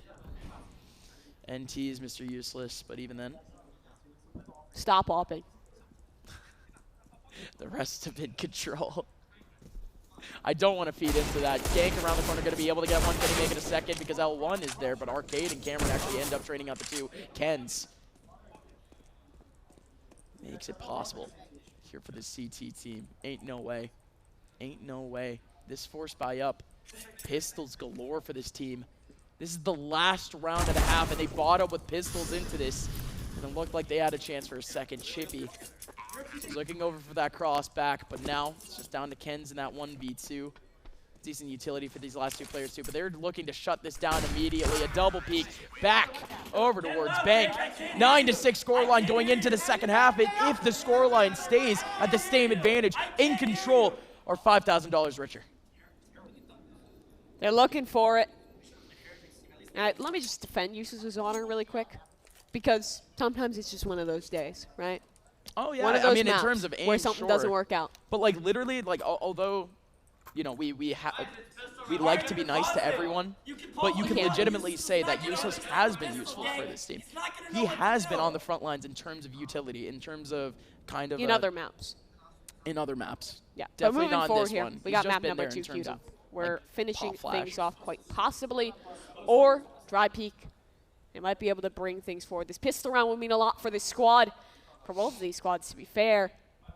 And InControl, the CT side, it's the favored one on this map. It's the favored one for this team. It might be the end here of the grand finals. Might just be, folks, the very first tournament to be held here at the Block. The grand opening here in Philadelphia, Pennsylvania. InControl. And both Drypeek, they've been to plenty of frags before. And the pistol rounds have actually plenty gone towards InControl's way, but wait a minute. Drypeek, they're looking quite good. Stomping their way towards side. They already have 3 kills under their belts, and that's a big one from Ken's, and just makes it even better. Andrew, the last one remaining in a 1v4. Has 23 HP. How he has 23 HP, I'll never know. Just like that, 7 and 9. Such an easy round for Drypeek, it seemed, but InControl, they had so many bodies in the middle of that site. 4 players at one point, and Drypeek made that look easy. Just a brawl that doesn't work towards their favor, but they're investing. They're gambling on this. This is what happened in the previous map, right? Pistol round win. Forced by back in Control took it. We've seen it before. Drypeek cannot let that happen. They need this momentum right now. They put everything into this. 4 AKs. If they lose that, shambles.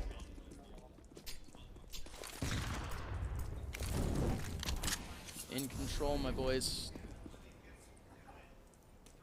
They're going to hold on to quite the stack against what is quite the rush. 4 players going out for the T side, 3 players here in the middle of this site. Try to hold it on, and Arcade can't do anything off the MP9, and if anything, it was going to be the MP9 to make the most damage. Nothing happens. Cameron and Andrew, last 2 remaining. Scout could make a lot of damage. Same thing with a Deeg. Cameron ends up getting the kill onto Chippy. Still don't see Andrew. But again, more damage here. It would suck for that economy, but the economy is still going to stay that same. 8-9 is now our scoreline, and Drypeek slowly coming back. It's better late than never, but a comeback might be in order. And this is the time that they would get things rolling. Momentum is looking good off those first 2 rounds. It's full USPs for InControl to be working with, as they might just try and stack this one on up. All towards this lower bomb site. It's going to be tested. Fight out towards water. They're just running it on down. Let's see a max start. Let's see a spray down. Proto, he gets 1, but that's all he should get. The way out of what? Okay. All right, Chippy. Style points. I'll give him that. But Andrew's recovered an AK. Wait a second. Wait a second. All right, we waited. It's over. Second is elapsed. 9-9. We tie back up. Drypeek looking good, but the big test is now as InControl grab their rifles. And an op. This is what I've been waiting for. This is what I've been talking about this whole time. I've just been referencing Andrew for one reason only. Literally his performance on this map. Literally his defensive performance on this map. And oh god, we get to see it. We get to see that up come out. Will he have that same performance back over towards Fountain? Will we even see Drypeek peeking out into his AWP? Because that's the thing, Andrew, he's very fluid. He needs to be a part of the conversation, though, to even give InControl that round. So Drypeek, they are going towards that other route, back over towards that B site. Or potentially Gank might have an entry. Gank holds. This angle is everything for him. Flash passes, but no peek just yet. And now he fires. Gives away his position, falls away. Things maintain an even standard as the bomb postures towards this upper site. Chippy in possession and out towards long. It's useless. Making his use in the space creation, but Ken's, he's found the opener towards Monster. I believe it's just a spray down. And they're pushing for more. That is bold. Too bold. Gank falls for it. Now it's a 4 versus 4. The op is still trained out towards long. This round could fall apart. Oh, Andrew can still go. There you go. 2 kills for Andrew. Back to back. L1 and useless trash. Those are the type of plays that you practice. The bang, bang op. Ken's and Chippy trying to go out. Andrew missing out. Quite the uncharacteristic shot. Still keep going, Chippy. Oh, he's been so good thus far in this game, too. Never mind how much impact some of these players have had. Chippy can come back into this one. He's starting to get closer. Same thing with Ken's. He's on top of the smoke. He can emerge. Out goes at least one of these kills. No! He doesn't even aim onto one! And Chippy is isolated and Truck InControl back in it. I can promise you I will get 2 or 3 every time you come in. It's been quiet for a Who moment. do you think that is? No longer. Who do you think that is saying that? Cameron. No. Who do you think is saying, if you come to A, I will have 2 to 3 kills guaranteed every time? Who do you think just said that? Probably Andrew. Probably Andrew. Absolutely it was Andrew. This guy knows the advantage that this team has. Here's the thing is, all these guys are yelling so much, they just overlap each other. But Andrew and Cameron are definitely the most vocal. And Andrew's Andrew absolutely has not right. been The vocal impact at on the all, op is huge. actually. He's not You been reckon? vocal at all. That was like one of the only things this guy has said. You think? Yeah. It's hard to tell, Yeah, but I looked over and I see one head bobbing. That was Andrew's. there it is. Well, Andrew, he's getting into it right at the perfect time.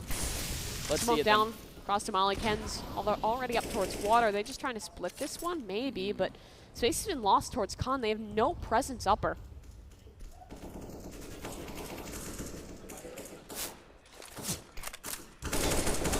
Oh, no way, no way! Placing that utility, and Useless just walks right out, and Arcade is stuck! Oh, my word! I was here silent, thinking nothing was gonna happen for a good reason, right? Cameron and Andrew, they're as surprised as their teammates. They have to go back to a site that's completely empty. He's going out, Cameron going Doesn't in. check it. And not, is he gonna check this corner? Ken's around the corner. Yeah, it just yep. Love it, love it. Andrew witnesses his team take a knife to the back. 3 players now remaining for Drypeek. That's just gonna be their round back. Retrading, leads retrading to tie off. It's grand finals for a reason. Back 10-10.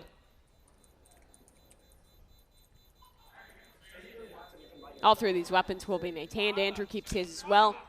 But going into the next round, the money starts to look a little rougher for the CT side. Investment should come, though. The only one lacking will be Kroto. They can take sacrifices. Just done it before for the squad, as the rest will have M4s, and Andrew will have an op. I want to see something aggressive. I want to see Andrew fighting early, because it feels like the round they lose is when he can't make an impact, right? Kame, he'll get 3.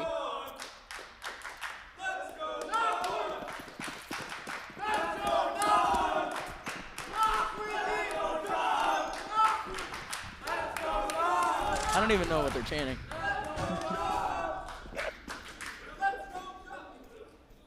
But I always like actual land noises. We'll let you guys absorb that for a quick second. Andrew absorbing it, another frag, because this time he actually goes back to the other side of the map.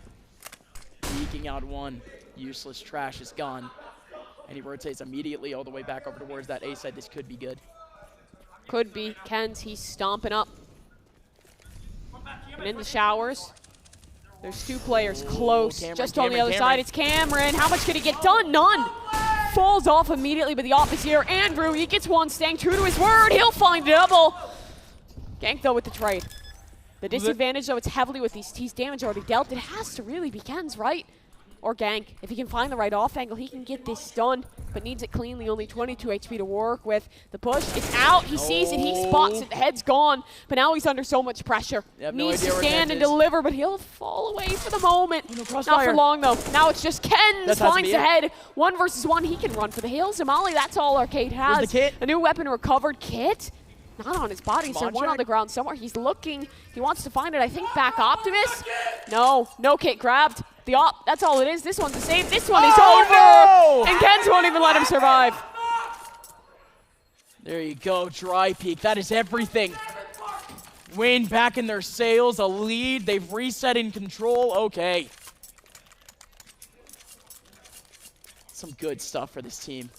11-10. And it does look like, I'm not even going to say force, it does look like a half buy from far away for InControl. Just down to those pistols, down to just about 2K.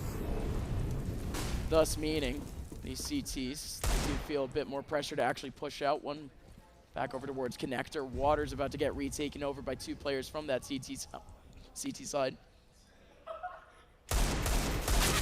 Andrew cannot hit on the Kens.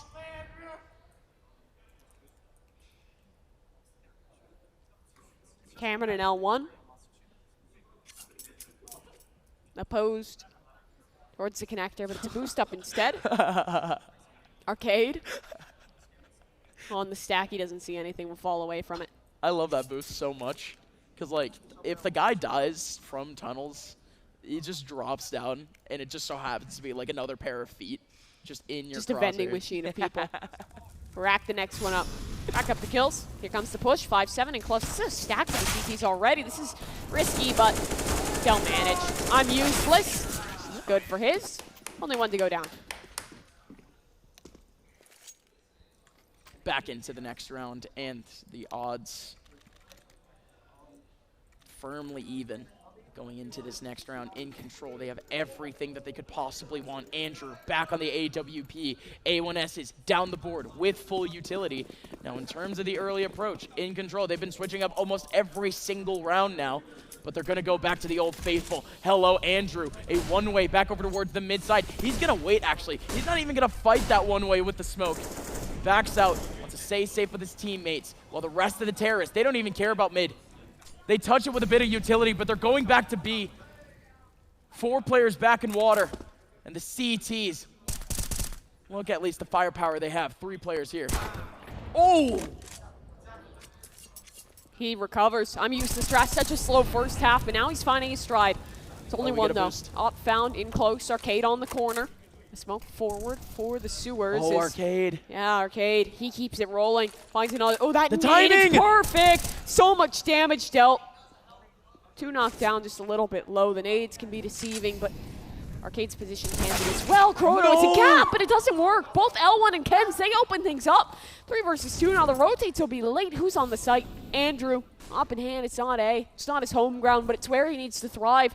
Buy time for his team. That's the destination that he endeavors for. Is from water, the flank begins to come on through. Wallbang, not attempted. He'll post though, and now he finds it. Yes. Ken's down and a flank coming. Timing, that's the issue. Cameron, when does he take his mark? Does he go short? When does he take Does he the go timing? short? No, No, he's he's pushing going this. back. L1 just on the other side. Cameron has it locked in. It's Oh, free. no. And now just 1 man, 1 HP, but 1 chance. An opportunity to deliver it with the pistol. It's got the swing. Andrew's got the round. 12 to 11 in control. Needed to fight tooth and nail at the very end. There you go, Andrew. That first shot was the one that we were just desperately needing for the round, and now in control at least. A bit more of a chance. You gotta talk though about that initial hold in the middle of sight. That wasn't all too bad from the in control side. Drypeek could have easily gotten grinded out. Look at this reinvestment though. It's not great. SMG, FAMAS, and its breaking point still. Either team who loses this will be reset and put themselves in a good position to win on out. It would be 13 for Drypeek, almost confirmed. Or 15, excuse me. It would almost be match point if they can win this round. Off the reset, they'd cause that CT-sided economy, so it's of the utmost importance for them. But on the other side, if In Control wants to close, this is their opportunity. Yeah, we'll see where the priorities lie when that moment eventually happens. Again, both of these teams up against the ropes. Back-breaking economy no matter what, and more importantly, some more back-breaking positions. Divider hasn't exactly been a hot spot for this In Control team, but they currently have 2 players around it. And certainly at least a trade could happen in that spot out of thin air with 1 more insurance policy back over towards site. In Control, though, they have 2 players back over towards B, and it's going to be those 2 players that we have to focus up on. The terrorists have a 3-2 split between tunnels and water. Not a whole lot of utility to go through, a plethora of flashes. They're sending this one. Flashes through. Chrono goes for the fight, loses it. Strider, though, still in position. Oh, no, Cameron. And now it's just him. Cameron goes down. Strider needs more. How many can he find out towards Oh, Monster? that jump. It's nothing. Gank and Kens to open the site. Andrew misses his shot. And Drypeek, they win the big one. 13 found. Oh, no. In Control, they have full loss bonus. So not all too bad in all honesty. They'll get that op back in the next round. I'm happy you can talk now, Gank. You found your voice. 13 to 11, and we're going to get back into it, folks, and it's just going to get worse, I think. In Control, we haven't been able to see early impact off of picks by any means. Andrew, when he had the AWP, I don't think we saw a single round where a peak and fountain worked, where a peak and tunnels ended up working for a kill, and that was the thing that ended up pushing In Control so far on this map. It was that early impact. And instead, we're not even going to find it. Gank to open. And another to be found. The Deagles. Some mark is found. Weapon recovered off that. But Cameron's alone towards the connector. The site has to be defended by Chrono. Cameron going up, and indeed, Chrono has to hold it down, and he's all the way on the open. He's he's sprawling out. Back to Dice, but Cameron actually got that kill instead. Can Cameron get more? Can these T's actually run into that crossfire? I don't think so. A minute left, and that's just a smart decision. They've cut noise, though. They're not full committing to this rotate, and the CTs don't know. The op shot connects at range, a massive one to find. Oh, nice. And now Chrono, he still's not aware. He thinks it's going to be his B. He's still wrong. Still an AK, right? Still an AK on the other side. He has no clue that it is going to be on the other side, but it still has Is he going for the big wrap here? I would hope not. I think he's just saving. He has loss bonus to buy a gun regardless. If he wants the AK, he can does. just save. He does. But damage would be good here, right? The economy's not perfect for his opposition. But it looks like the save is what's queued up. I think, no, it would still be enough for No, he's going to be able to. like a full buy. Even then, I digress. You could really do either in this situation. Do you value an AK or do you value damage more? He values an AK, and what's even more valuable is the time. They can chat through, consider their options in this moment. Yeah. These CT players have not been able to find the right formula. We saw the desperation play just a few rounds ago. 4 players in the middle of that B site were not able to hold back pretty much. Like, it was just a dry take, like, no pun intended. Like, Drypeek just did not have the right utility for that take. Barely had anything. The boost didn't come out strong. The positions were all right for the CTs.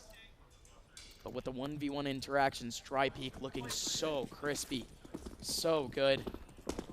And overall, InControl losing out on these defensive scenarios. Early on, though, they could push out a bit different of a spot this time. Connector, Drypeek have been approaching. Cameron does have that control. Can he face on that 1v2? Cameron. The smoke, he respects it. Falls away for the moment. But it's aggression towards water, and it's lost again. Another opener that is taken over by Drypeek. L1 this time. Is there a pinch here? No, Strider. Not yet. Strider pushing. It's Cameron instead. Finds that trade, Cameron got and he gets a double. Chrono has the perfect flash. Cameron takes 3 down, and he's not even dead yet. Stays alive, retreats to the site, and pushes Drypeek into the worst of worlds. Utility has been used up, the majority at least, on that execute. Molly smoke flash, that's all that's left. Useless. He's found his use in the second half. The op back in his hands. Can they still get this done? Gank is up. But again, no positions are known here by the terrorists. It's just going to be all of these off angles, all of these little nooks and crannies. He's getting cleared out, and there you go. He finally goes through one angle, but at what cost? 19 HP left on the man. Cameron. Back in graffiti, and it's a good spot, at least for nades all the way up in heaven, isn't it? Useless trash. Cannot escape that scenario. Unscathed. Gank with 19 HP has to take on this post plant. There's a smoke in his face, and the full site is retaken. InControl, they have everything for themselves. They have the position in sight, they have the kits, and they have the kill to the end. 14 to 12 back in control. This is only the start of their path. It would be so bad if you lost this game. It would look really But Drypeek bad. is nowhere near reset. It would look bad if they lost this. They need Not this. The wrong. T side is difficult on this map, but what they struggled with in the mid round, they always make up for in the early. These opening frags that they've been able to find have been huge. We saw it last round. This is the first time where they get an opener and they can't quite recover from it. Or excuse me, they can't quite convert off of it. Rather, it was InControl, the ones recovering. And they still look to recover this game. Early towards long, this is aggressive. Andrew, he wants an opener, and he's got it. What an opener from Andrew, and there you go. You mentioned, Mimi, you wanted to see him a bit more aggressive. That's at least a tiny bit of a push out. Drypeek. A tiny bit. That's a full sprint down long. Halfway across the map, he runs, gets his frag, retreats. It's huge. A minuscule amount of running. Cameron as well, doing well for himself. A small little kill. No impact whatsoever. Does not leave his Surely team with not. a 2-man advantage. Surely Yeah, not. that would never happen. No, that's big. But don't count these guys out of it. There's No. a chance for him, but look at the money. It's really low on No, this look at T the side. look at the money. Look at the utility for a take. At least this is so hard. And On they're this already side, known. certainly is possible, but they're known. They're coming up. Cameron around the corner. Andrew has that first contact for him. This is a death trap if I've ever seen one. Cameron around the corner has not been spotted. L1 is starting to look out for him. That flash was so good. And L1 still ends up getting the kill. That full flashed him. But his spray was just better. 40 seconds left in the round. And the T's, they've already backed out towards mid again. Kenz has made this up known towards long. And a flash over. Crosses past the opposing opera shot. The sniper duel queued up, but Andrew takes a deeper line instead. Arcade just close in the molly. He's burning, what but a he molly. runs. Stays alive. His team is still here. It's Strider taking one. It's Strider taking them all. A perfect spray away. A 13th found. I'm gonna tell Frankie if you lose this. They're fucking pigs! Unreal. Unreal. And immediately when we get in control, back with a couple rounds, the trash talk comes back, and Drypeek, this could only end. This could only end in a bad, bad way. Drypeek down with pistols. They go into the next round. They get reset off of that, and that's a 15-14 scenario. I don't know what to tell you, Mimi, but this could only end in tragedy for this team. In control, they have enough money to try to take it back at a 15-13 if it happens. Oh my. The pistols are up completely in water. But for in control, they've maintained 3 in the middle of this site every single round. It's so tough for these players to try to make their way through. It is. Croto. Jiggle on this line. Smoke is well timed to get rid of the molly, but it's just a spray away through the wall. Doesn't matter. Arcade finds one. Croto. It's just a tap, tap, tap away for 3. And this last man, he has no HP. No chance. No world where he can win this nor one, or he can even find a frag. We're tied again. 14-all.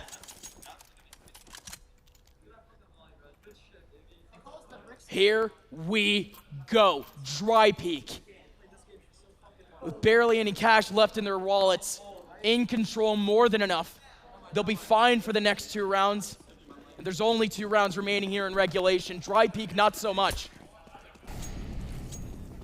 Start to see the early approach off the CT side, not as aggressive and way more spread out. One person over towards the long side, only one playing up in mid, trying to split up his attention back over in connector. But Drypeek, though, this is quite the default. It is. They're looking to end this towards the lower site. Be the priority. They probably take space towards connector, just work it as a split. But again, it's this hold that has plagued them time after time. Strider, Furler, and Croto in close. That's what's outside Monster, but there's no one in water. Instead, it's just going to be Arcade holding the long angle. 3 powerful players to get past. Strider with the angle off to the right. He's going to depend on Cortoma off the second. There goes at least the first shot. Cortoma has to nail at least one for this, and indeed will. Arcade with another. 2 more players remaining for this T side. L1, that is massive, and has opened up the site for a 2v2 post-plant. Andrew, ops up. No bomb. He hears so much. He's in a good position to get this done, but... Chippy around the corner, going to be able to get one onto Carmen. Andrew now the last one remaining on a 1v2 with the op. Going to be able to pick up the first. Backs up, and L1 has nowhere to go, has nowhere to aim. Andrew holds the angle, but he misses the shot. 21 HP left. L1 on. He has 1 piece of utility. It's the flash that goes out. Andrew holding on to the angle. 1 bullet will do it. 1 bullet will do it for either player. And Drypeek will stay alive. That is ridiculous. Drypeek win it out in the 1 versus 1. Andrew had his opportunity, had his shot, but he missed out on the chance, and now overtime is what it will take. But look at the money. The Drypeek is working with the fight through. It's there, but it's lessened. Utility also in a worse place. In control can 100% find this to overtime. This is the round. This is everything. And Andrew. Let's get aggressive. Let's get aggro. Oh, no, no, no, no. Arcade off the boost. He goes down. The wall bank could absolutely contemplate too. Kenz goes for it, but doesn't find the kill onto Crow. But that's a big frag back for the terrorist side, who's trying to push this into a map 4. And there you go, another one. Useless trash with a pick onto Strider. More 1v1s. More 1v1s. It's delicious for Drypeek. Still keep going, though. They have to keep going. 2 CT players posted up in the middle of this site. And are they just going to keep pushing out 1 by 1 again? Surely not. Surely not. They'll hold for now. Hope that someone gets aggressive, pushes on through. Utility's getting queued up here for the execute from the T's. But the good position is still here towards short. Cameron, it feels like the whole game relies on him. It's... I don't think a flash hits on him either. The weight of the world. Here we go, Cameron. One around the corner. It's going to have to be Kenz. Kenz posted up, and it goes down! Cameron with everything, and he loses it all. Crow has to hold it down, but it's not going to happen. Andrew in a 1v4. Looking to get an early bedtime. It might just get extended, though. 90 HP remaining. Held back off the molly, more util being used, but there's no util remaining whatsoever for the T side, but it's 4-1. Andrew picks up the first off the fake drop off the pistol. One player playing out towards short, one more in tunnel, and there's one just around the corner trying to take him down. Andrew picks up the first, but he's not going to be able to pick up Gank. Gank is in the middle of sight. Andrew's there. The knife, of course we're going to get it right. Gank gets it. Disrespectful as Drypeek pick up a map and they are alive in grand finals. It was actually a pretty good experience. They faced up against MIBR on this map and ended up going 16-10. Honestly, 16-10 against MIBR on any map, not too bad. Folks, we're getting into it. Drypeek, they're pretty much perfect on this map. They already have 4 wins in this tournament on this map alone, and they're already fighting Gank early on, back over towards that banana side, trading on his teammate as Cameron can continue to pick up more. That's a second for him as now Drypeek, they're pretty much stuck out in mid. That they are. 3 versus 4 here. Re-rotation already coming on through. Over towards the site here. I'm useless trash posted up. Twunk will go in. That's really one of the few pieces of utility that they have in the bank whatsoever here. Strider goes wide.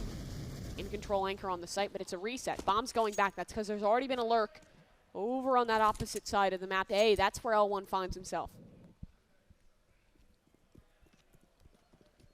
Arcade waiting up for it, and finally out goes that peak. L1.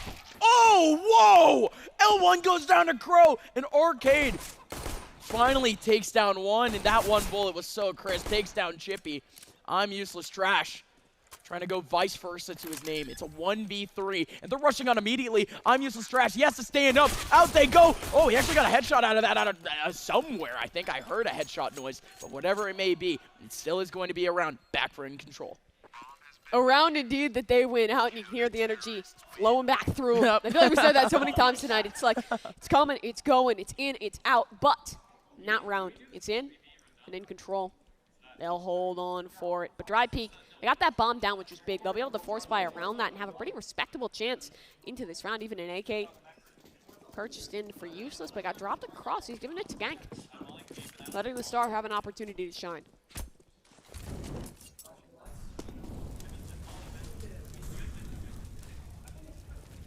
Have a utility already in mid, and for good reason. You can see Strider alongside the rest of this team wanting at least a bit of banana control, and ooh, that nade does nail onto a pretty good target. That's L1 going down early, and there you go, even more damage being done. It's 2 players already down. Just around below half HP, and again, these are rifles that we're talking about. Any sort of advantage that you can get against these guns, you might as well take, especially with the SMGs around the corner. In comes the actual take, back over towards the B site. It's gonna have to pretty much come down to 1. Crotomo getting attacked. That nade lands right on him at 46 HP. Good contingency plan. I mean, just that nade getting pulled out, just good on-the-fly play, but Andrew going up. Speaking of good on-the-fly plays, that boost ends up getting 2 kills. 3-on-3. 3-on-3 retake here. It's going to be difficult. Util, because they still have it to work with, and the health advantage sits squarely with this InControl squad. L1, though, posted. Flash good. Gank blinded. He'll tuck. It's an AK in his hands, and he's good for it. Sprays down. They'll find all 3. Each member on that T side get an impact. And Drypeek, they take it back off the force.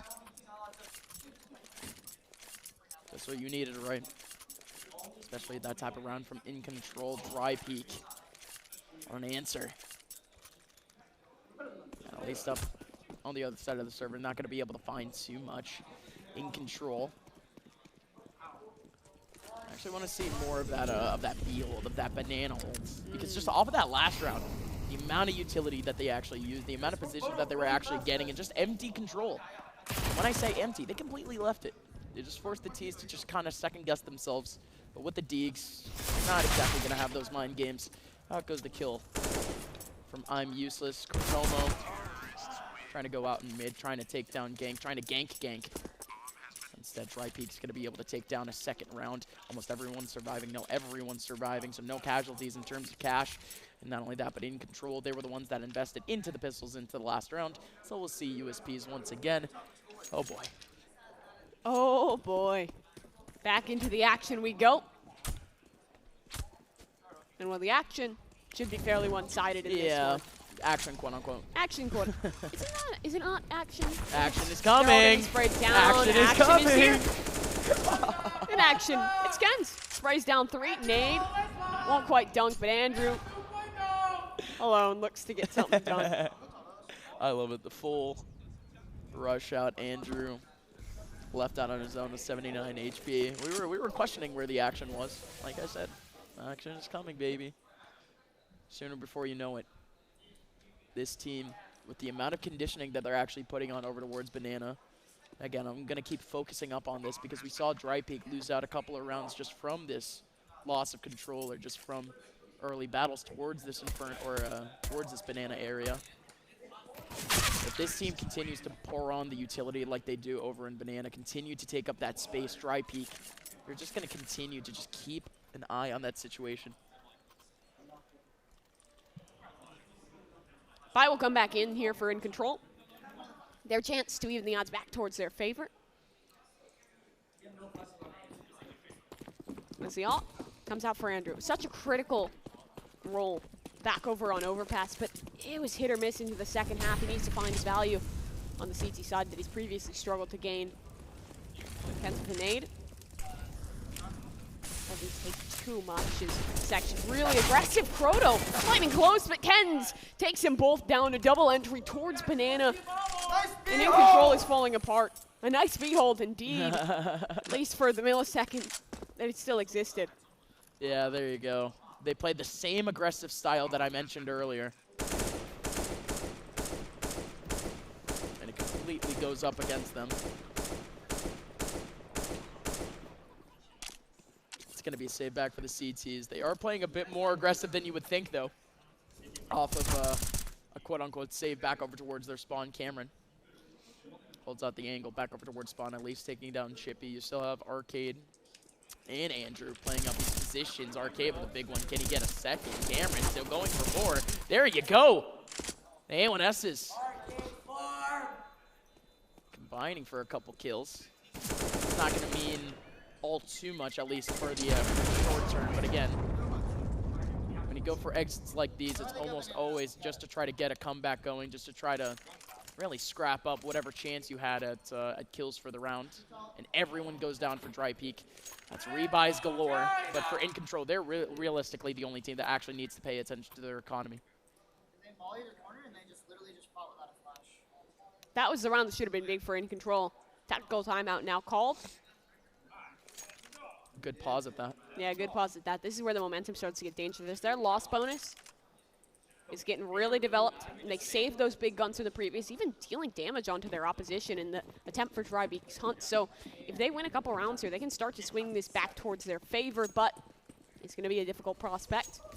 Where's the setup in this one? Opt for Andrew. This time, he's again positioned out towards mid. He has a chance for a duel here. May just be tested. Arcade, he's the insurance policy, but Andrew doesn't find the mark. At least not yet. No.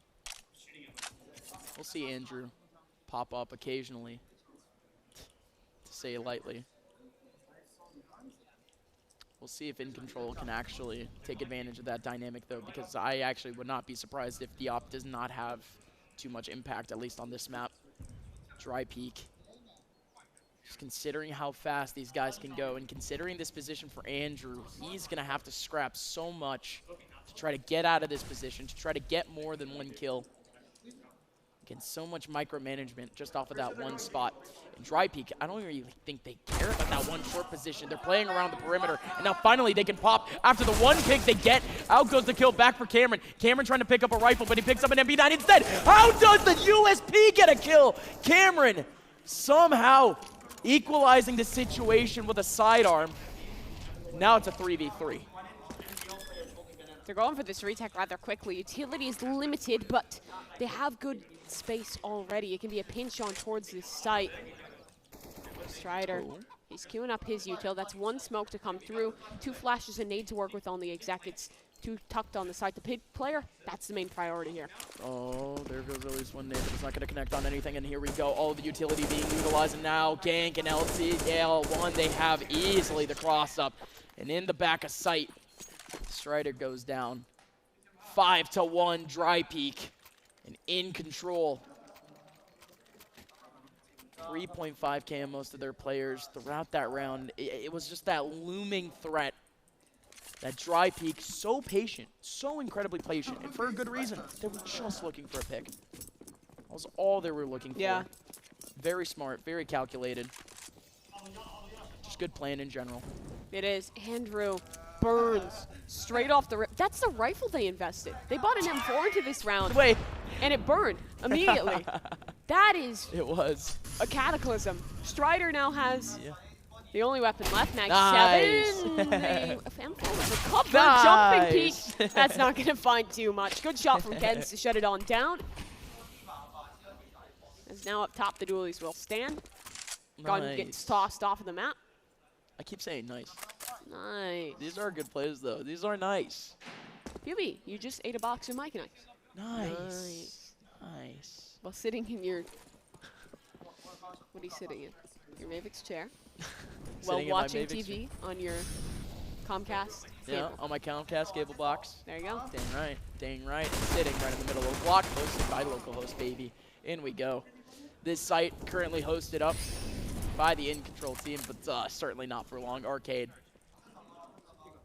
backing on out, and now it's going to be that 6-1, isn't it? The A1S just looking for a bit of damage. Cameron aiming to do that same thing. Not a lot of utility around, though, for these Ts. No smokes to actually utilize to potentially get out of this situation if they need something a bit more safe. Cameron doesn't care. He's backing on out. And Drypeek, they actually hear this. They have one person back over towards Banana and Ken's. Does spread that information out that the backup from InControl has happened.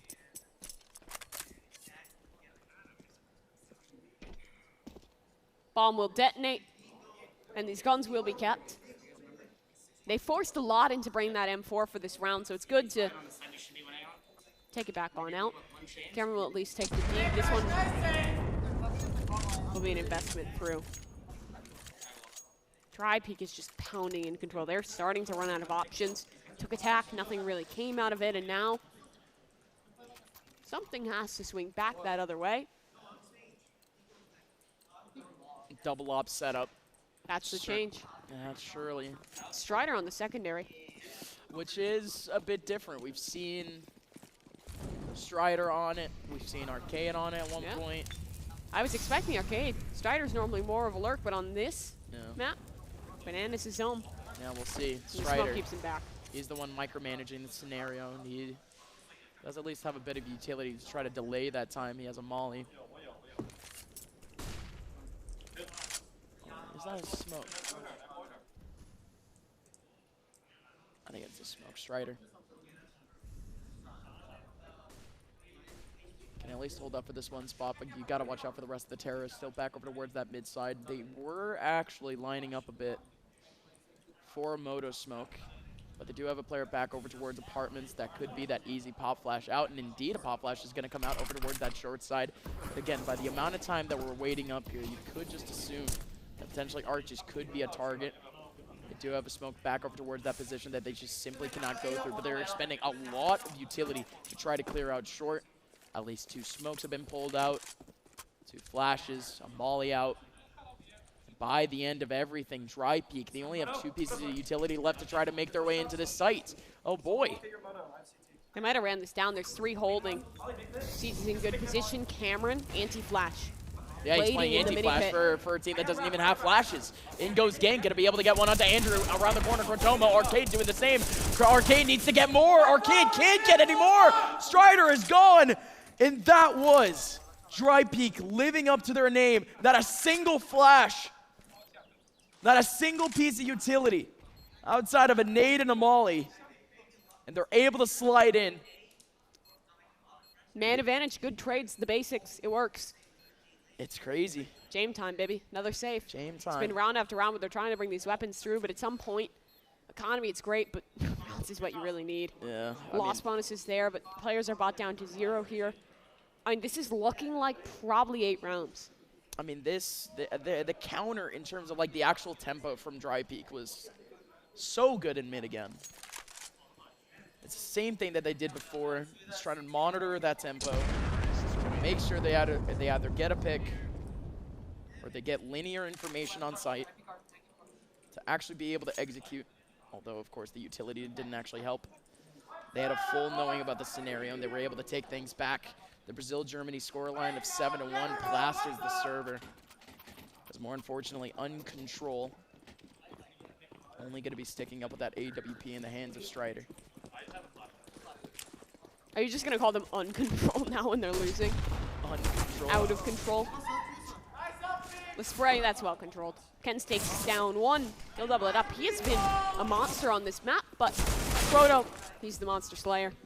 Takes it on down 4 versus 2 for the retake. And it's not happening. Cameron alone. He'll aim to get some damage in here towards that CT side, but the amount of confidence coming from the Drypeek side is wild. They feel good to keep pushing forward in this map.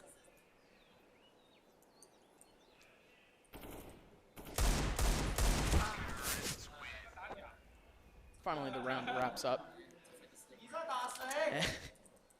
A little bit of a denial at the end. Shoutouts, by the way, to our production team this weekend. We had Pinecone running the board, Griffin helping out, Bach also in the back, Ito running observing, and of course all of the lovely staff here at the block, and local hosts, and of course here, presented by Nerd Street Gamers. Folks, this is only the first tournament brought to you here at the block. And visually, it has been amazing. Here from our desk, we get a full view of the entire floor, and we get to see the entire staging, we get to see the pit, and seeing this venue bustling and bumbling, seeing all of these teams going through like that wave, the waves of emotions, right? Whether it comes down to the early bracket or now, of course, with the players still sticking around and watching the games.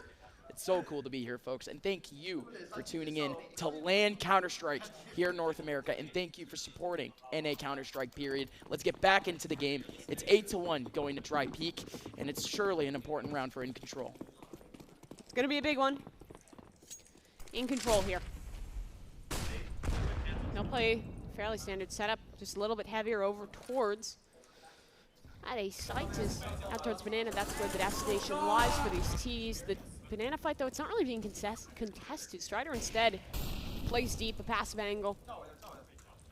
And as that molly fades, Banana starts to open, but no one's rotating. Instead, it's just this play. I believe one boosted top, the other down below, a high-low on the opposite side of the map. That's not where this destination is. Still very much slow, if that seems to be the destination. Utility slowly going out. But is it going to actually mount up to an actual take? We'll see. Cortomo going out, but the counter smoke is so good. Gonna delay all of that, and the terrorists know it. Either they push out this smoke, or they don't push out at all. And Croto, oh, there you go! Croto full flash, and he's able to get 2! And through the smoke, he almost gets a 3rd! Are you kidding me, Crow? 4v3. InControl, this is quite the opening. But job's not done. Job is not done. InControl still need to close this one on out, and they've started to just split 2-2. It's 3 on this execute that still look to come out towards this B site. Bomb on the back of Ken's close in the corner. Util, though, non-existent, nothing. They have to boost over the smoke to make an attempt, and the shot connects. I'm Useless finds his. Trade does come through from Croto, as now he'll just tuck. 3 versus 2, it's a retake on the cards, but it's Useless with the op. It's L1 healthy. Useless. Oh, could make this job a bit easier. I peek back over towards CT. Almost enough of the pick onto Arcade. Instead, L1, he has the job of taking on 2 players at the same time, both coming out towards construction. Useless Trash can't get anything done. Instead, L1 around the corner going to be able to get 1. 70 HP left. Useless Trash has to nail at least 1 shot off of this, but no, he's reloading. Pulls out the Deeg, and no way. 2-8. And InControl, at least claiming that they're still here in the server. They're back for 1 round, but it's only 1 round. What can they build out of this half? Well, it is Counter-Strike. It's still only 8-1, if anything. 8-6, 8-7. Still very much on the table, but it was the form that we ended up seeing it from that round. Good stuff from InControl early on, honestly. Yeah, it is looked good out of them. But here we go, straight back into things. Drypeek. Where do they head on this attack? This mid-fight, it hasn't really been contested by InControl. It's been rather passive for them, the majority, and they're going to re-go to the same setup, boost it up. top. It's a high-low again. This is going to be hard to break. Does the flash connect? Not yet. It's a spray. It's 2-for-1 trades. Yop needs to find something with early Arcade instead. I'm useless. He blinded everyone in the vicinity, but kills him still found. Arcade wants more, but the spray goes wild. Gank on the trade back. 3 versus 2, though. More rotates coming in their way. A pinch from Banana. These players are getting trapped on in, but still, time to work with. That's their only friend. Oh, Andrew. Don't want to get caught in the open here, buddy. Nor does he want this scope to actually make a bit of noise. And I think it might. Gank. Sitting right above Pit.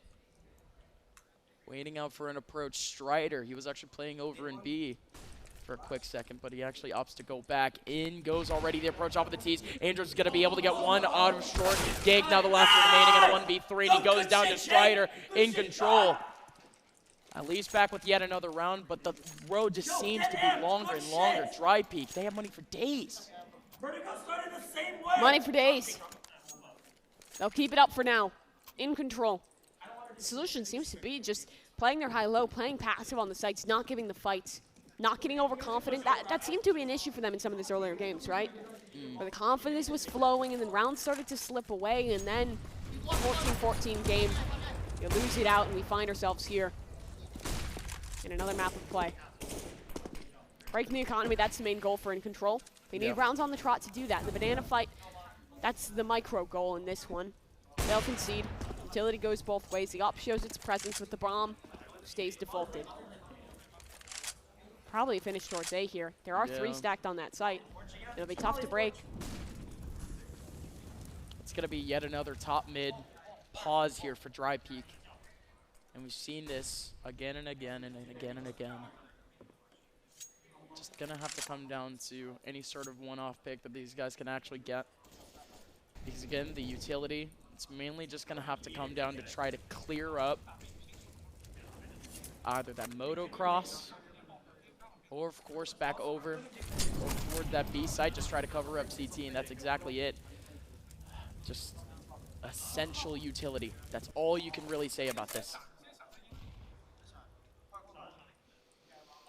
Good space cleared here. I think they might try and fake this. No, they're just committing it hard out onto the site. Trades, they stay even, but it's secured. B taken, plant down, and opt for the post. The Molly not quite finding it. The flames lick away, but don't connect. Now, Cameron gets his Andrew on the op.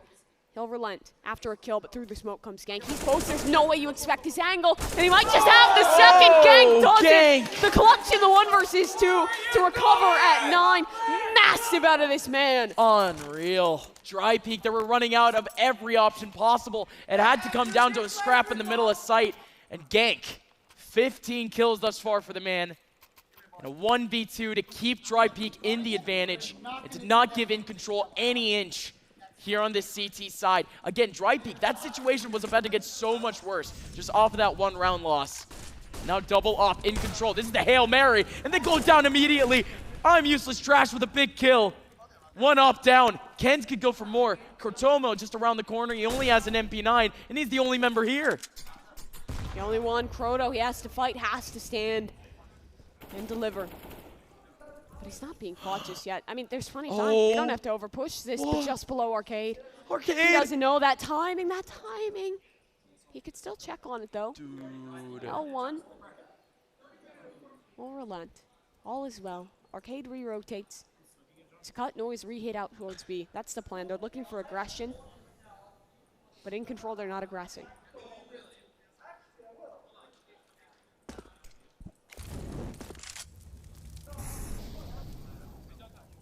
Just about 50 seconds left.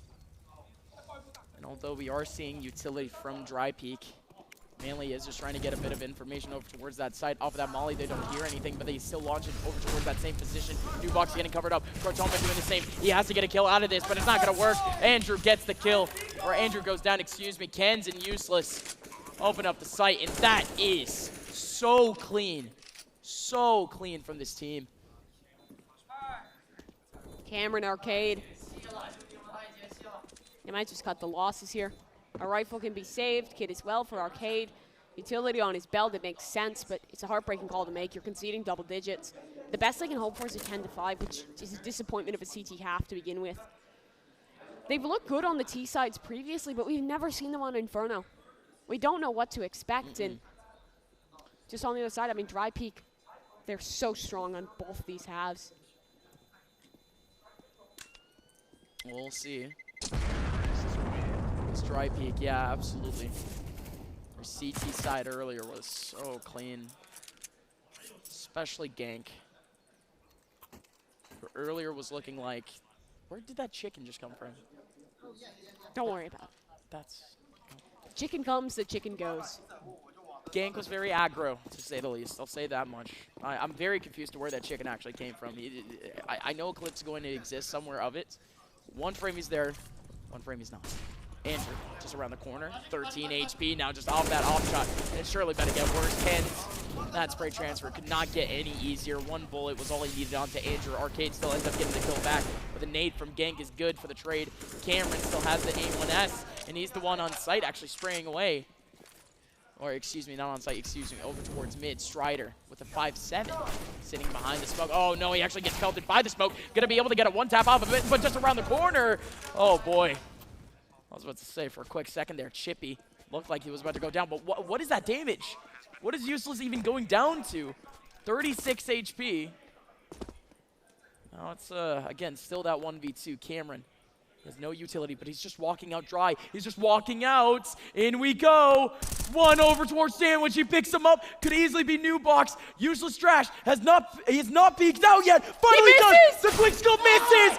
Cameron with a 1v2. Saves in control. It's 4-10. Sits down. His words, not mine, but believe it when he says it. Because his words have actions. The crowd erupts for him. Maybe a moment back in. They can come off the momentum, win it to 5. This tack pause. Last round of the half, you can finally feel some momentum here in the block. Drypeek. Man, what do you even do with this sort of play? Cameron just goes up. Again, no contact peek from Useless Trash. So at that point, you just had one shot to hit, and one shot only. Cameron. Ice. Where is this ice? Maybe inside of his body somewhere? Potentially in his you know His that one arteries? you know that one passage where like blood goes through? His veins. That would make potentially. sense. That would make sense. Last round and a half here in control. Can they maintain their control? The semblance of it that they do have in this one. Andrew towards the alt. He'll get a bit aggro banana, but won't find anyone off of it. Instead, that destination looks to be out towards A.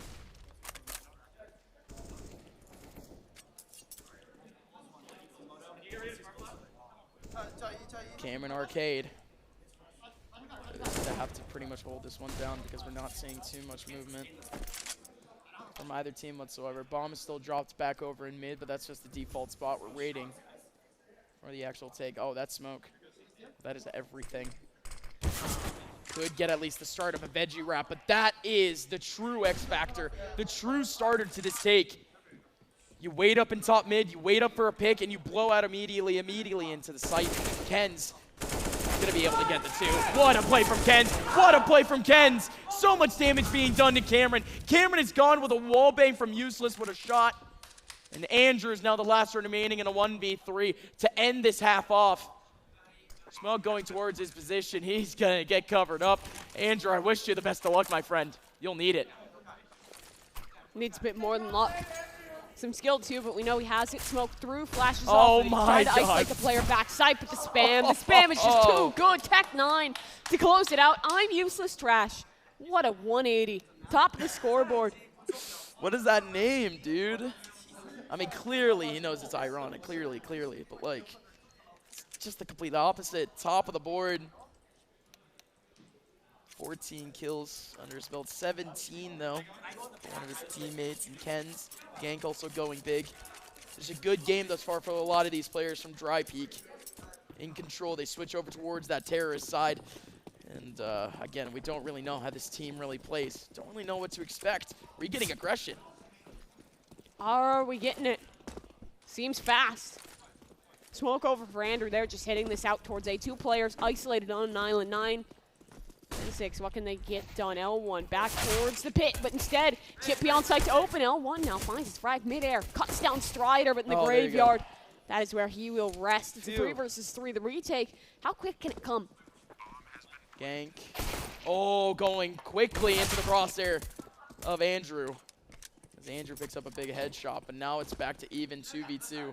These 2 players' position not known. They are playing a bit of an off-angle crossfire. Arcade playing back over towards pit. 1 player right next to Cold Zera. Oh my, Cameron gonna be able to take down Ken's. Now it's just down to useless trash. The man on top over towards that the first half. And then the second half somehow needs to find a way in, but won't find anything. In control, at least chipping away at Drypeek. Feels a while since we've heard that one. It's been a bit. It's been a bit. In control, they have been quiet since that last map loss, but both in the server and physically. Oh yeah, more ways than one.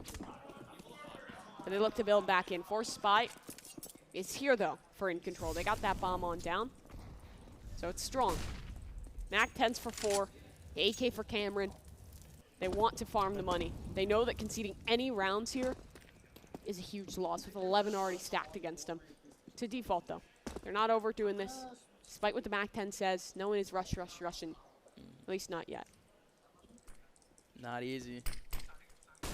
Not easy for either team to be able to take this one. But with the Mac 10s, depending on the angle, depending on the distance, especially on gank, we'll see how effective this could actually be. It has to come down to at least a pop flash of the player sandwich. But good at least fake down.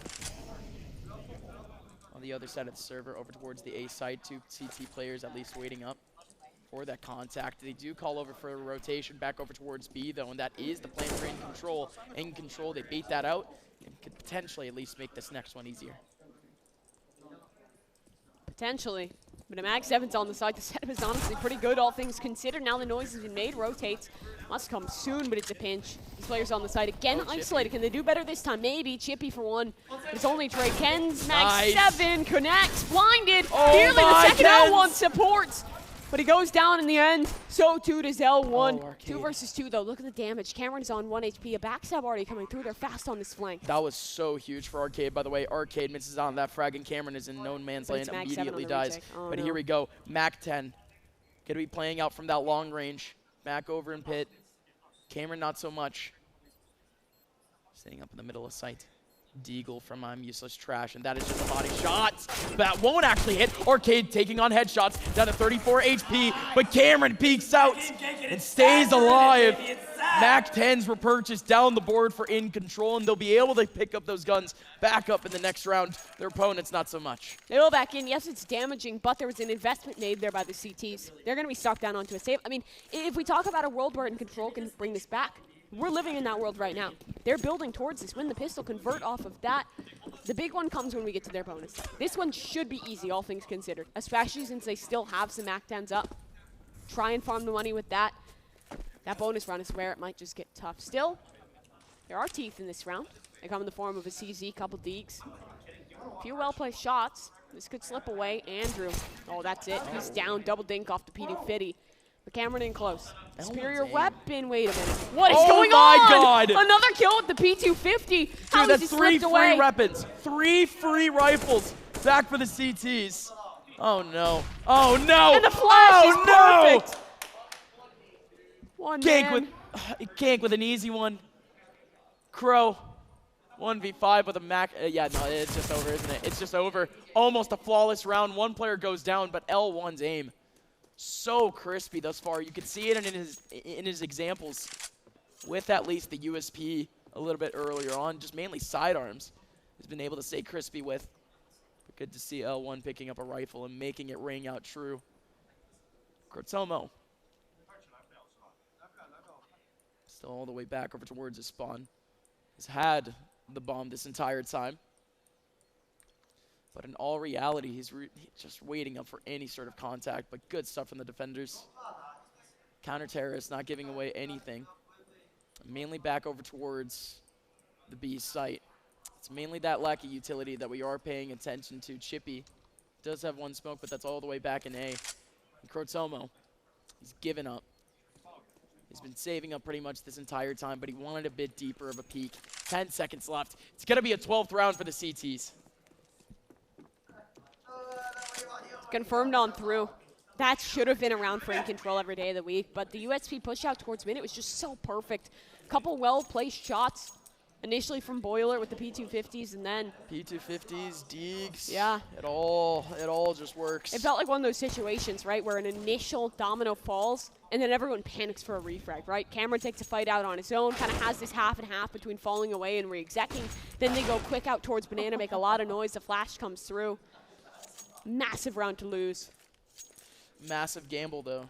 It had to come down to a 3-man stack over towards apartments to even get those first frags going. But again, just the way that they ended up getting the frags they weren't even the ways that those positions were supposed to be used, especially over towards that mid frag. But again, just well done. So here we go, InControl. They've lost out on a lot of hope. That last round, I would like to think, momentum breaking entirely. But off of at least the terrorist side, we haven't seen too much like quick initiative. I think that's one thing that you can at least say that's a good thing. InControl. Not too aggressive. Default early can be good, but no way. No way. The counter flash from I'm uses Frash is just so much better. Kenz is able to get 2 frags off of it. You still have to wait up for everyone else from the terrorist side to even peek out. Oh, that you do. Gank. Here on the angle, they're trying to fight through, but they don't even need to. Man advantage, it's already secured in such a good way. Push through again. Fight from Banana to boost up close from useless Trash. And Gank will play down below. Guns are recovered though. Everyone has a rifle to work with on this T side. Rating up the lineups. Here over towards B. Oh, smart. Instead of making noise off the drop, instead lands on the man's head. Get on the fly play, but again, we're just waiting up for the lineups. In goes at least one smoke back over towards CT. Flash goes out at the same time, but I'm Useless is going to be the only person that can actually have effect on this round. Useless waiting up for it. The molly's going in and it misses out. No, and out goes the wide swing, and this can certainly just work. It's all chaos, and there you go. Gang scattering every member of this team around. And it forces every terrorist to just turn around, just check their backs. Nobody there. It's such a mystery. What a push. Straight towards Banana, 2 off a single flash. The art of confusion. The confidence is everywhere. All over the floor. Glocks. That's all there is to work with here for InControl. I imagine you rush something, hope to get this bomb on down. But no space is being given. Out towards mid, a fight is taken early. Out towards Banana, it's a heavy duel, and this time it's mid again. Here we go. L1, how many can he get? 1, 2, 3, not quite anymore. Croto, midair, grabs the refrag, recovers the weapon. Kenz now has his position, has his angle, has his 2.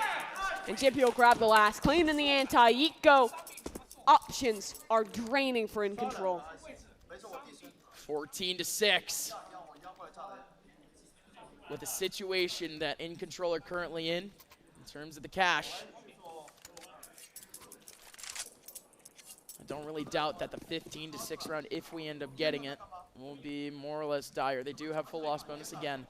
All of their cash being expended. InControl, they desperately need this next round to even try to stay alive here. In goes Strider, and he's gone.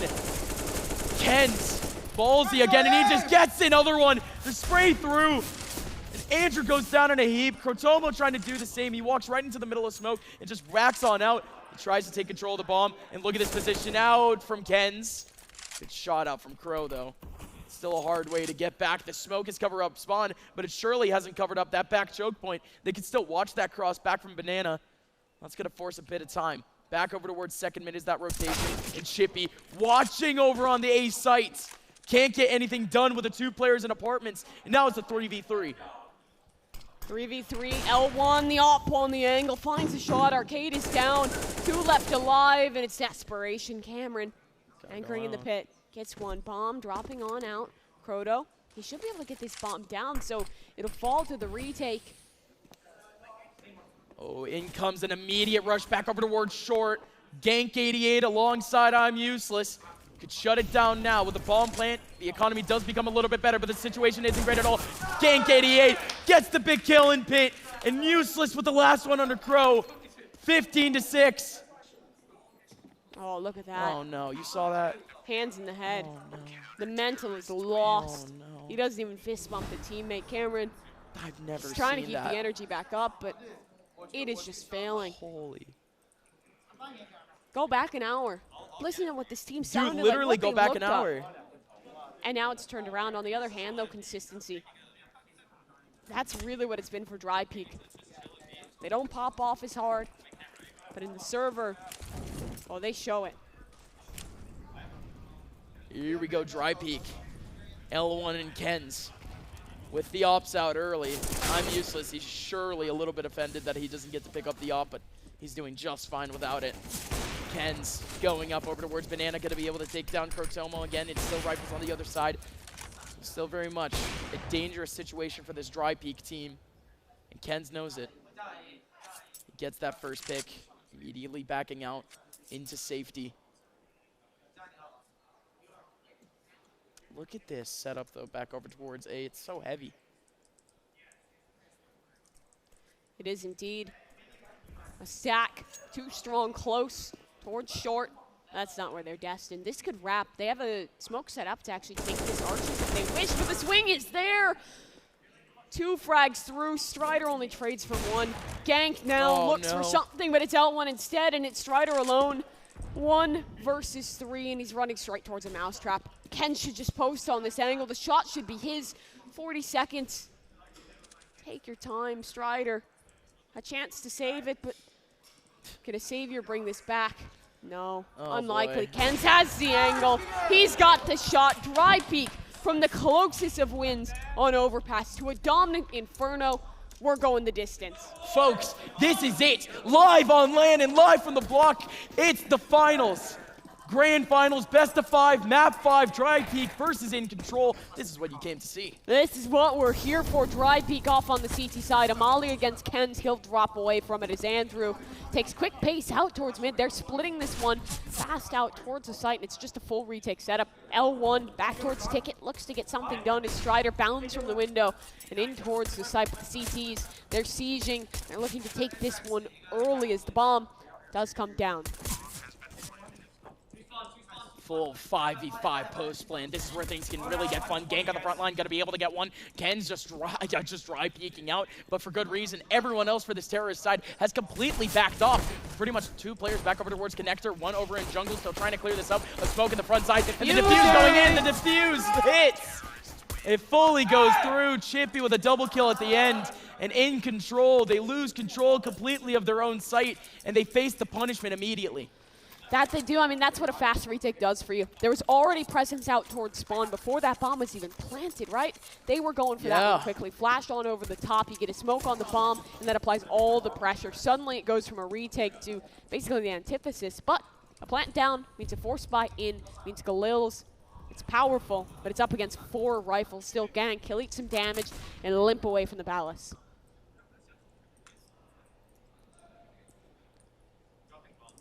Here goes finally that takeover from that terrorist side, run into the middle of the A site, and it's going to be a free A site. Play it back in stairs, doesn't have a gap, nobody else back over towards CT. InControl, once again, are going to have themselves a massive war on their hands after 5v5. 3 players, 4 players, back in CT, out they go. In goes the spray from Crow and Cameron, and nails at least 3 of them. The trade can come back, though, but Cameron holds it down. Useless Trash can't get anything done. L1, last one remaining in a 1v3. It's not bad in terms of HP, though. Can still make his way up. Is there a kit back over towards spawn? We'll see. He just needs to push out the situation against Cameron. Oh, Cameron! What a headshot. He does it all, and it's only a body shot from Andrew that makes it work. 1-1, and InControl is already back in this game. They're back in it. They're back talking. Yep. A far cry quick. from the fist bump that Arcade would not even acknowledge. That fist bump denial, dude. Cameron feels like, I mean, when we talk about teams, there's normally like your emotional leader, as well as like the person calling in the server. And sometimes it's the same person, but for this team at least, it feels like Cameron's duty is kind of that emotional leader. At the highs, he's the one screaming. At the lows, he's the one keeping that energy up. And here's the thing, he's not even a main part of the team, not a main part of the online team. He's come into this lane, he's come in as it's a very different substitute. environment. On LAN, that emotional leader has a lot more value than online, because online, you're in a vacuum, right? What can they do? Type to? Turn off the text. Who cares? Doesn't They've matter. tried to type to each other, I'll tell you that much. Here we go, folks. It is going to be finally that approach over towards the B site, but it's a B site that does have a couple of cheeky spots. Uses strategy around the corner, going to be able to get one in balcony. Can he get a second, trying to make his way out? All three players from the terrorist side, though, were in his crosshairs at 1 point after he got that first kill, but none of them are going to go down. Ken's and L1, the last two remaining in a 2v3. They have armor to use. Pretty much armor to save if they can, or if they want. Okay, Ken's picks up the first. But just like that, essentially, the hope is broken. A1S in the hands of Ken's, though, will absolutely take those. He'll take it. Recovers that one away. It will be the successful save here for Kent. No one's going to go on the hunt just this quickly, as he's already made his way towards the end. Get your ass out of there, baby! They were revving up for that Stay, one. Ken. Go Did you save hear your them? Like pals, they were like baby. counting in. All right, get ready, get ready. We gotta scream together. Be last when you're walking out of here with your helmet on. Nice! You gotta full send it. That's exactly what they're doing. 2-1 now to favor the Loud Boys over at InControl. This T side has been working well for them, just generally fast on the executes, nothing too fancy in terms of the mid round. It's just been the hits. The pacing reflects the volume levels, as it'll be a save for Drypeek. Only one weapon brought into this round. It's Kenz's A1S. Where's he positioned with it? Over towards the B side. That's not where these T's are destined, at least for the moment. I mean, there's the option for it in the mid round, but speaking of mid, it's that position in contention, as Andrew has already walked up con.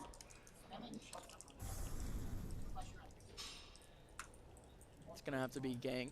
Let's try to see if Andrew has already made it through, but Gank has actually abandoned that. So Andrew is now through. I think L1 does already recognize the situation, though.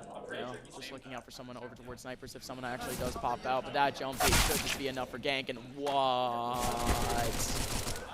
Andrew, you absolute. That's gross. He's just an ass for that, in all honesty. Like, jump, peek, wall spring. Just like, I appreciate the attempts. Like, but that shouldn't be the kill. I respect it, but that shouldn't be the kill. at the same time, I don't know. Don't love it. I respect it, but I don't respect him. Easily said. Dude, poor guy. Easily. Poor guy. I was going to say the other way around. I respect him. I don't know if I respect it. But here we go. Ken's on the retake.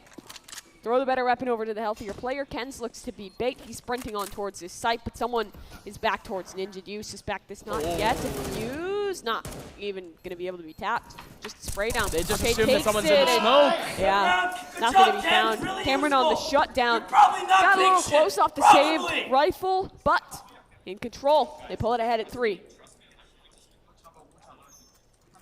We can finally see the guns coming back for the boys of Drypeek. And in all honesty, we could start to see some of the weirder off angles start to take effect for this Drypeek team. We've seen some cheekiness over towards the B side already a couple times. Could we see it again? Early balcony and an early molly. Yeah, that's certainly going to lead into apartments control, so we'll see a couple off angles go out towards that direction. Here comes another weird one. Gank. He's playing quite the off angle for Balk. Oh! Andrew, he'll take it down, the push forward. Arcade denies a good hold to stop it, but out towards mid, Kenzie holds strong. Cuts down Croto.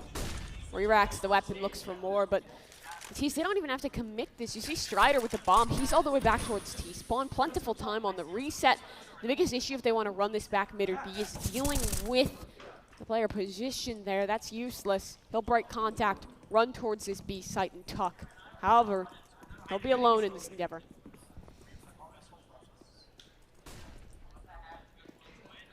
Good luck, Mr. Useless Trash. This smoke helps.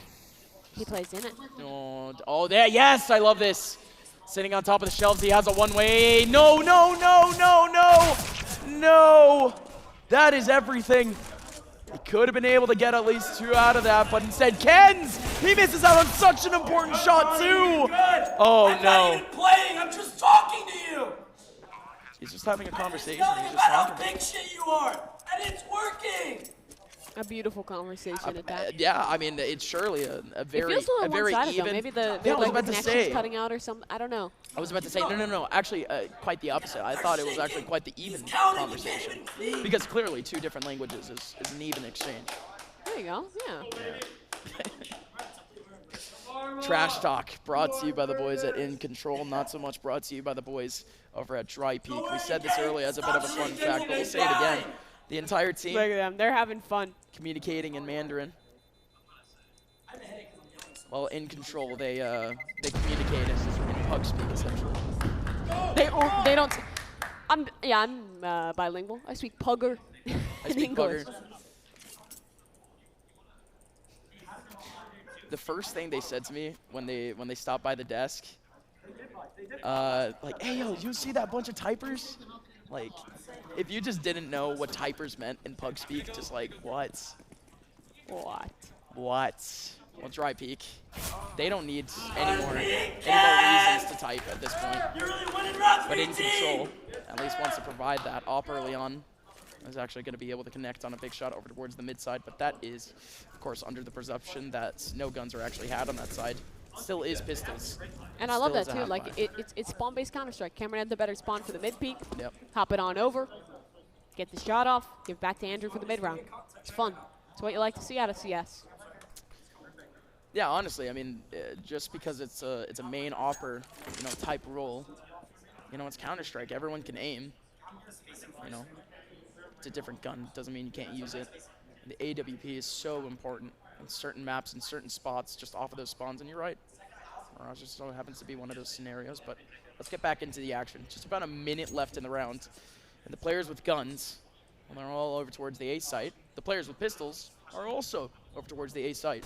Yeah, this is going to get fun. 45 seconds left. Two players playing under. Gank and L1, they are going for pure cheese. You would never expect two players to be in this type of position. But here we go. L1 picks up one onto Strider. Still looking for a few more. Oh, that sucks. Oh, Gank just died through the smoke. Oh, Gank, he walks out in the middle of the smoke. And he dies to a random headshot. And useless trash. Pretty much the only person here trying to get frags. And a 1v4, he ends up at least making it a bit of a 1v3. You could see a bit of a shot of Cameron Trash Talk in the middle of the round, and he's just going to keep going. They're going to milk every remaining second out of this round for some more Trash Talk, some more belligerence in the middle of this site. You'll probably do something with it and not die again for the third time. And the third time it'll be confirmed. Yes, Kens. 5-1. InControl. Taking away quite the common setup we've seen for ourselves. I don't think we started any map close. No, it's always a dominant start, but not always a dominant close. InControl. They keep their hand on the heart of the pulse of this match as Ken's post towards mid. Off in his hands. Doesn't see anyone just yet. Comp comes through. A blind attempt. Skanks is there for support, but where's the bomb in all this? Still positioned, just chilling. Top of mid is in the underpass. It's Cameron, good peek though. Both Gank and Kens find their mark. The trade is there from Proto, but his team dies around him. L1 takes care of Arcane, so the space at the end, it's minimal. One under, one top mid, but the top mid player finds that shot of the re-clears here. Proto taking space. In that, they lose out on this B site, and they position 2 towards A. Kens, he can just shut this down now. Without any hope of it now. Trying to get a pick out. There you go, Andrew. Making it even more possible for a team that only has 52 combined HP. No way, it happened again! A 4v2! Now made into a 1v1, but Andrew, I don't think he cares. Exactly that, 1v1, 1 bullet versus 1 bullet. Op versus op. Andrew just needs 1 pixel, 1 opportunity to find Kens, to pull back this comeback round. Here we go. It's going to be an early peek out for Andrew. He's just holding down to the angle. Kens with the USB, so safe. Well done, Kens. 5-2 scoreline back for Drypeek. They're back in it. It's a clutch like that where you can change the tides of a game. And they've just found their opportunity. Drypeek, though, it's a matter of finding consistency. One big thing for me is this duel out towards mid, because they've been consistently losing that space, right? Round after round, it's an early fight towards mid. It's an early death towards mid. The adaptation here was they won that fight, right? They positioned more players. They committed to taking those duels. And there's a better look. Sick keyboard, by the way. Indeed. Kenz has a good oh, he's flubbed it. Oh, no. He had a great spawn. Like you said, he's flubbed There's it. no op against him. No, no op, but no peek out mainly. Kenz, he's had to take things slow now, but he has retaken at least control of that left side. Smoke goes up in his face. Of course, he's able to back out. For the rest of InControl, Ace seems to be the target. Out goes two smokes. That's gonna land on. It's gonna land on stairs and jungle. At least covering up one player. You have to watch out for the one in CT. If I'm not mistaken, that's L1. Gang actually getting flanked on from behind. Strider making his way through mid. It's going to be at least 3 players trying to cover up this site. L1 helps out. And Elise catching up a single frag. When smoke goes a little bit deep, there might be a gap in it. Indeed, there is! Kenz finds the gap, finds Arcade. Even more kills going through. Chippy finds Cameron. Crotomo, this is pretty much impossible. A 1v3 going to be able to get one, but certainly not the second. Drypeek. I said it before, I'll say it again. Deja vu. The 5-1 scoreline is one that we've seen a lot, or at least similar to it. 6-1, 7-1. And then the comeback starts. And then the comeback starts. The building blocks stack on top of each other and rounds are won. It was a quicker hit out towards the A site in that one, and really no success was found off it. The money is still there for InControl. They had a strong foundation and their loss bonus is built, but they need something more. Typing comes out for both sides. It so often has. And we take a moment. Think through the options. What do they change on up? Because this momentum is starting to get scary. InControl, they're losing out on their namesake. I know the elephant. What Are a they just doing a scenario. hard execute? I think I hear Yeah. them planting the smoke specifically for the take. Yes.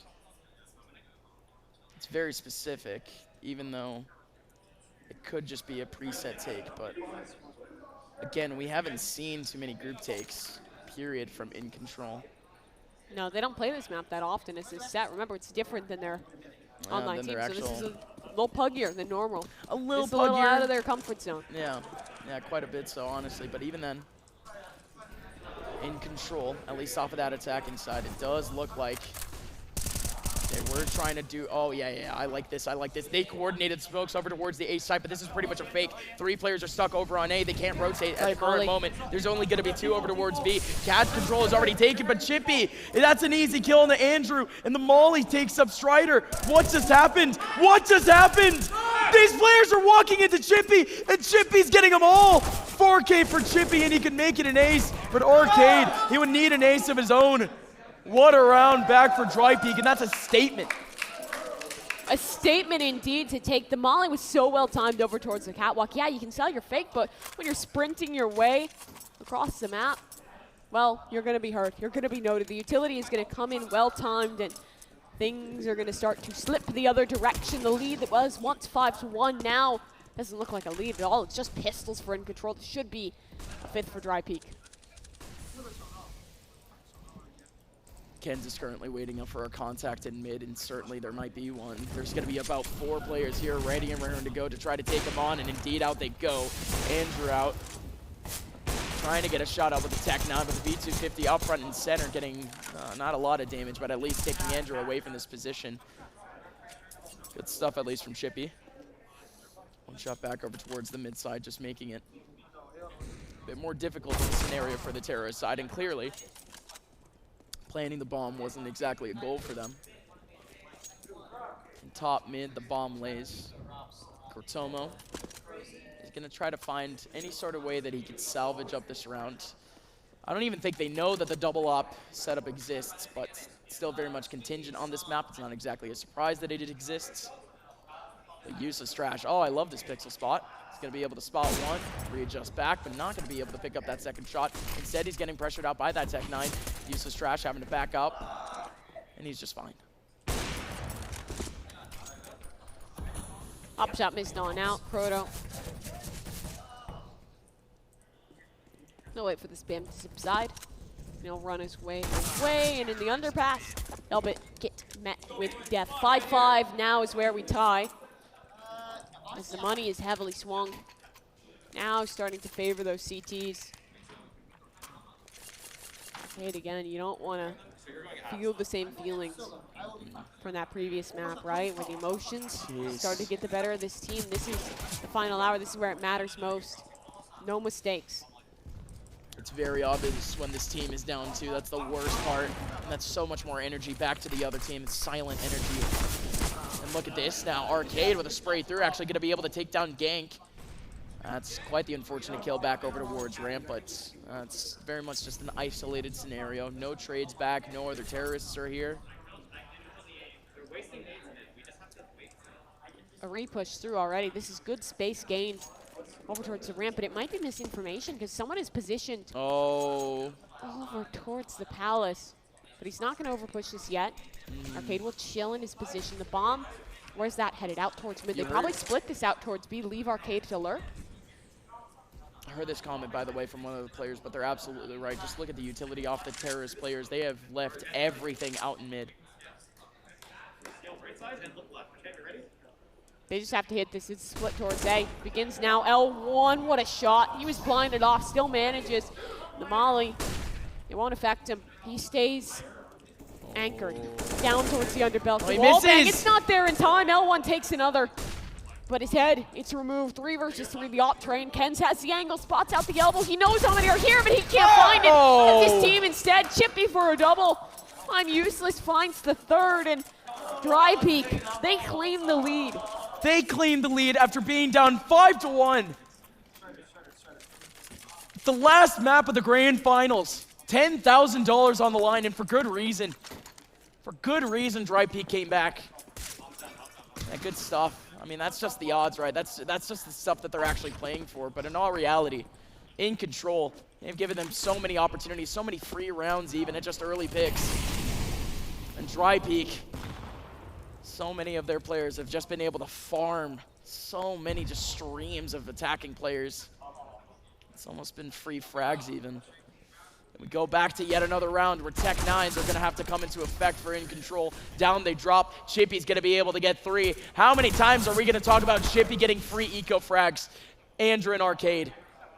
2 frags back for their own. Trying to make it potentially a 3rd. Indeed will. I mean, that's what makes Drypeek so good. The second someone slows down, someone else picks it up. Gank slowed down. He was big in some of the previous games. Now we have Chippy. Now it's Chippy taking that position. He has been so big in this game. And still their mental just stays strong. They stay stagnant and keep on moving towards the next. That was Zico though. It'll be a buyback in for InControl. This round tells me a lot because they lose this. We could be looking in the realm of what? 6-9s, 10-5s. The dangerous territory for a T-side Mirage. This is a big one for them. And the gap, that might allow it. No kill off of it. Instead, I'm useless. He finds an opener for no trade back. Oh, but over and Ramp. Hello, Arcade. Popping out, taking down 1. Call out his head, Kens. He's peeked out with the op. Trying to find a cross, trying to find a peek. As the smoke from mid dissipates. Chippy, this is going to be an easy frag. Picks up the off angle onto Andrew. Chippy, the X Factor. How does he even get towards that back line? Sparks it up, and now Chippy gets another kill onto Strider. Arcade is now the last one remaining in a 1v4. Trying to play gone. Chippy. He will not let them pass. 20-8 now on this man. And we're not even into the second half. That is an insane performance. And that was the round that we set up is the one they needed to win for InControl. That was the big one. That was the tipping point. And it's tipped against them. The seesaw continues to sway into a one-sided affair. And InControl, they continue to dip on down. Still, they've mustered a force. Their loss bonus is at full. Feels desperate, but it's something. It's winnable. Full execute. This is just straight up going to be an A hit, and there's 3 to receive.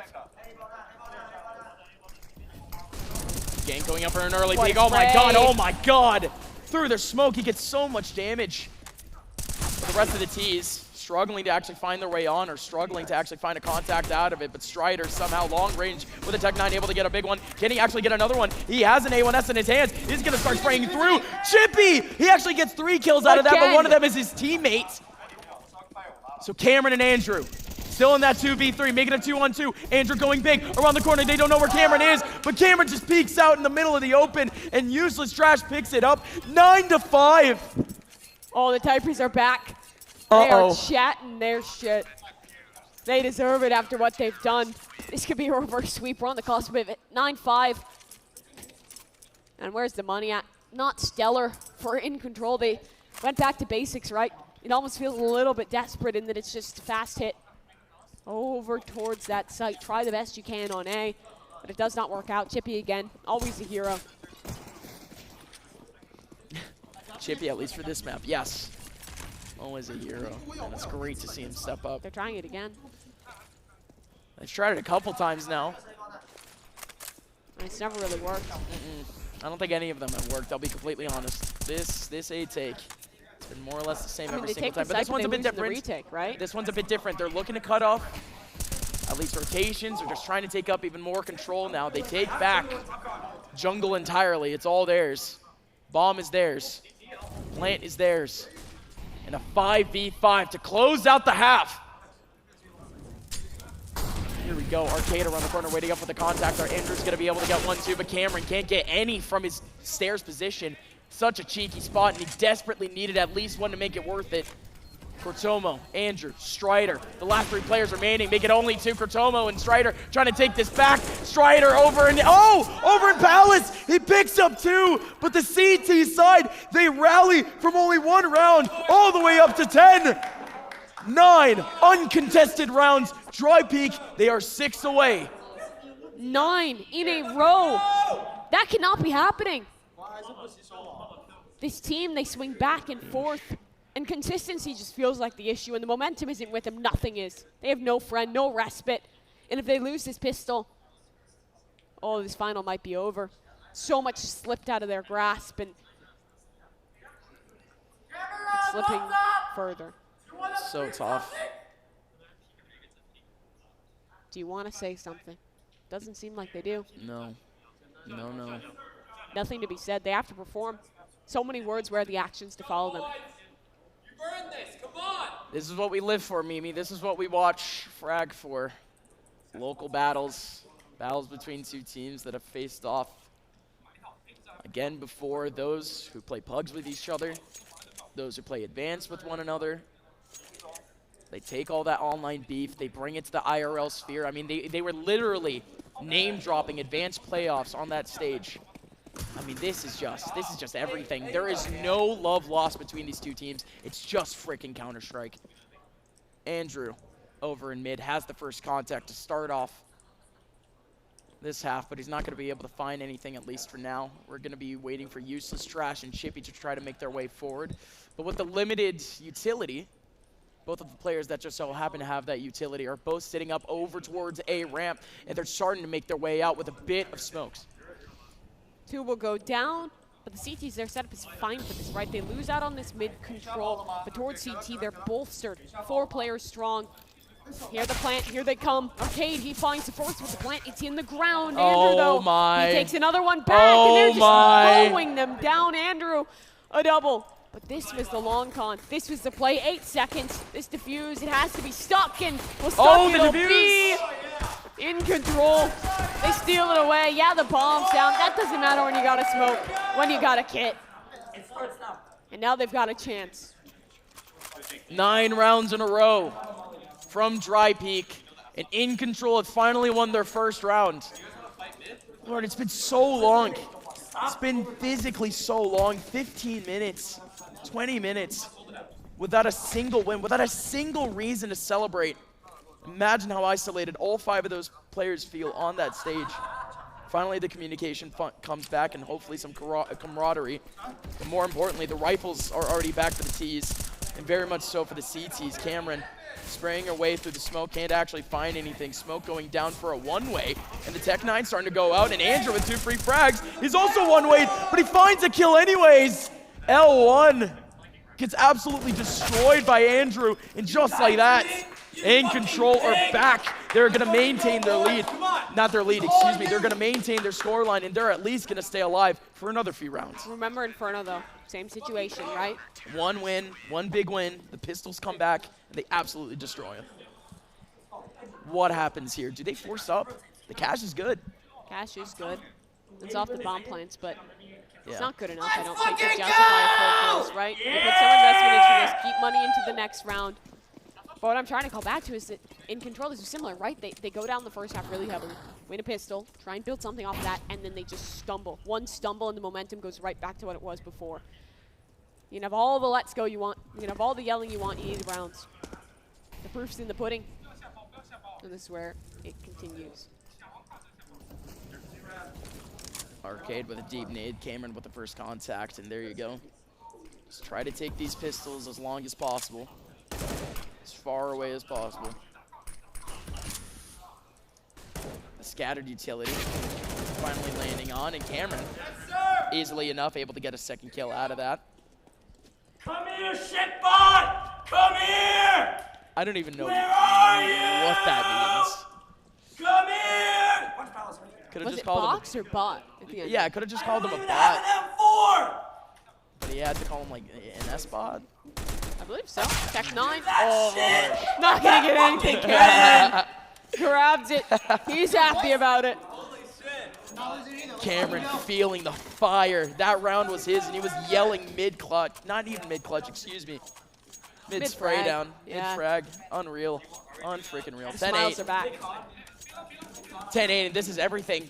Drypeek, they've had so much momentum going forward, but it could literally all break down right here, right now. InControl, they win this next round, they get the economy back, and of course, they get a reset back. But in terms of the actual setup early on, we don't actually see anything starting to push out that scenario. Drypeek instead, they take up that real estate back over towards apartments, where simply they're getting pressured out by utility, but no manpower. Double setup over towards the apps. It's a jump peek across, but the target seems to be A. Mid-control, they've garnered it almost every round. This time it's presence sword underpass. The options open up when you have this space, but that's fine with InControl. They're willing to concede this space. They hear the call. They're aware. And there's a gap in that smoke. Arcade is wary about it.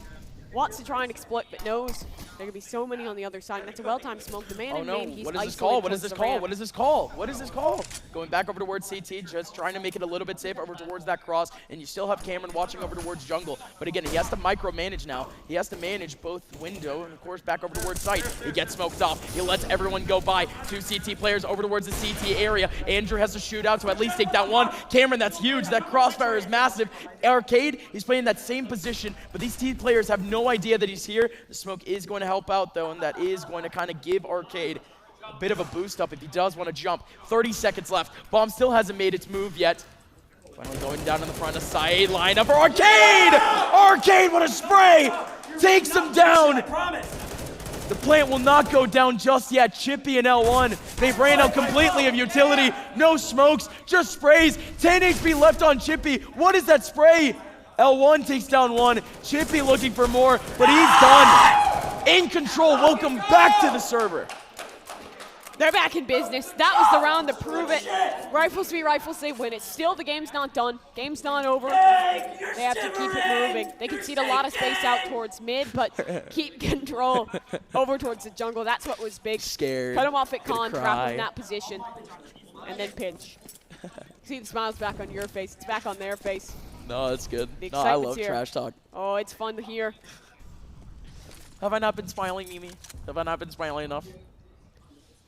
Is it really that worthwhile for you to comment on? Do I not have a great smile? This is so sad. This is so sad. Can we get at least 5 likes on my next tweet? Thank you very much. Probably not. Probably not. No, I have I'm a unliking all your tweets terrible after this presence. one. Flash Andrew over. going to be able to get the first. Gank goes down in a heap, but the rest of the team should be going down with him. The Tech 9's starting to cross over towards that smoke, but Cameron continuing to frag out. He's gaining an ego the further his kill count goes. He's at 19 kills. Could have gotten 20. I'm just yelling! I might as well be a coach! If Mac is as successful as he is, this guy, I mean, Cameron can be a coach. Dude, go Mac for is a classic name in this building. In this building alone, back in Frag 14, he had Oh, a yeah. very Cameron-esque performance, very Cameron-esque The youngins making up rant. for it. Loves to see the new generation taking after the old. Love it, love it. We're back in action here. Cameron. This time over towards Khan. The play's a lot more defaulted for the T's as they apply some pressure out towards mid, leave a lurk on that B side. It's a default. They chill. There's an aggro line being held. Andrew. Yep. Oh, he should have this. Oh, Andrew gets it. 22 kills under the man's belt. He's just going to continue to farm. But the rest of Drypeek, they surely have a chance going forward. Cross going over towards that mid side. Cameron, oh my god, the exacerbated call. I mean, he actually sounds like he's hyperventilating mid-call, but that's all good. Crotomo's going to be able to get one. No hyperventilating for him. Instead, it's all cool. It's all collected. Kansas only going to be able to get one. Unuseless trash goes in. And that's just it. The CT side has come back. Oh my. Comeback after comeback. And this time it was the same gap, 10-5, 6 rounds back later. What is going on here in this last map? It's magic here in the block. Oh, he's just chugging it. Gotta keep that down. The adoring fans have to go catch the Gatorade bottle. Right, and sell that on eBay immediately after. Absolutely. If you need to go grab it, it's all right. I can cover. Go get him. Oh, someone already got it. Go get it. He's going for it straight to eBay. That one goes. Timeout for the T's. Imagine.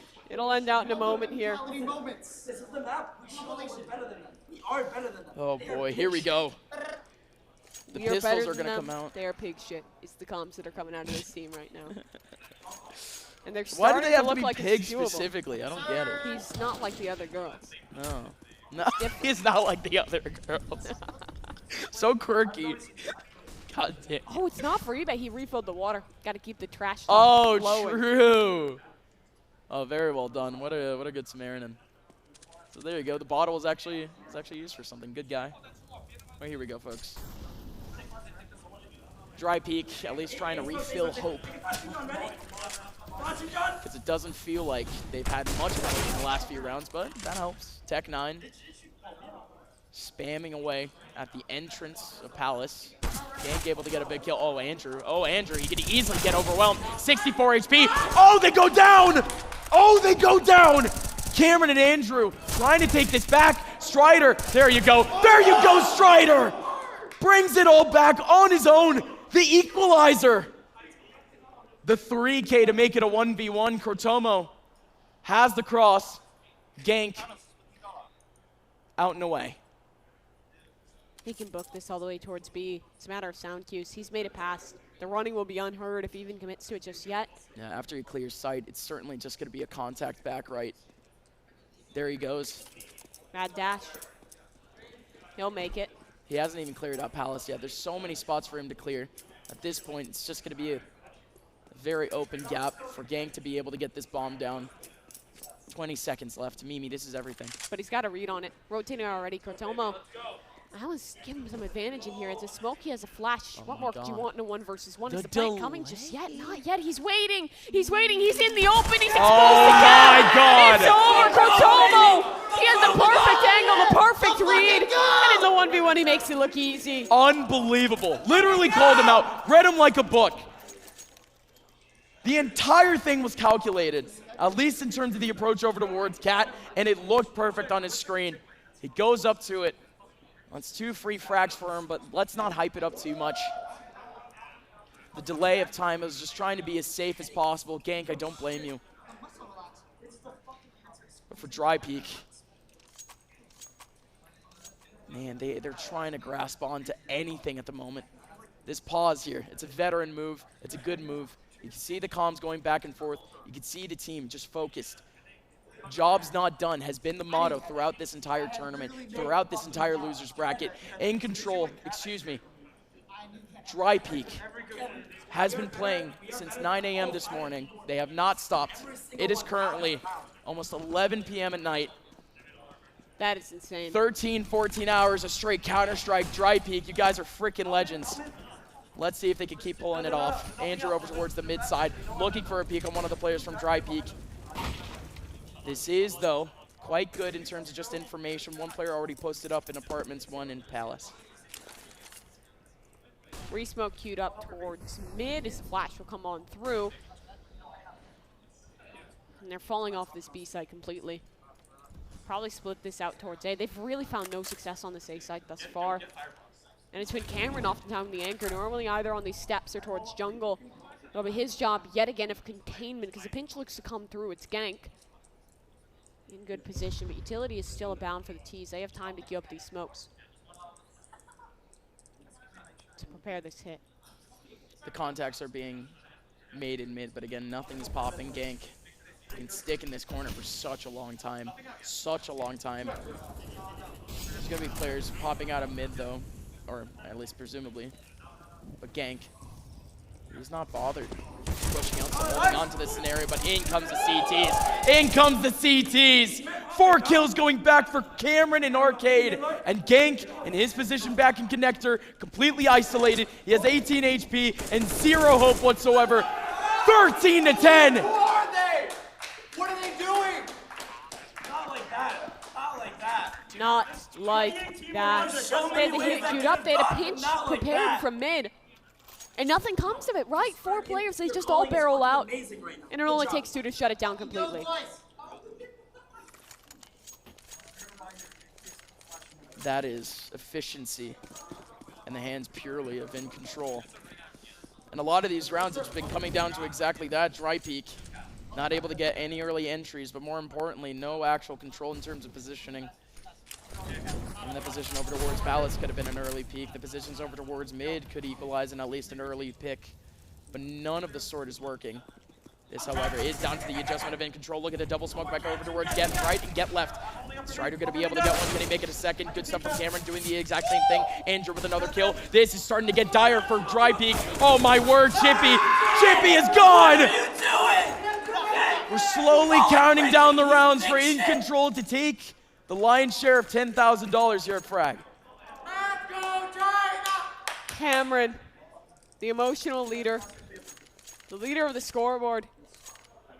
And look at this. Looks disparaging. Oh my Nothing God. for Drypeek right now. The money is awful in this round. It should be map point, series point. We've seen that before for InControl. Drypeek has looked to bring it back before, but this feels like such an ask. Such a big ask for these guys. In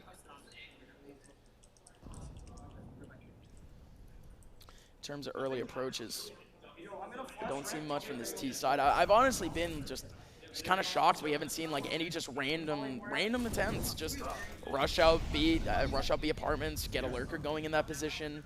You know, just anything. I feel as if desperation on the terrorist side should be a lot more varied. But Drypeek, they keep trying. More or less the same thing. It's the definition of insanity.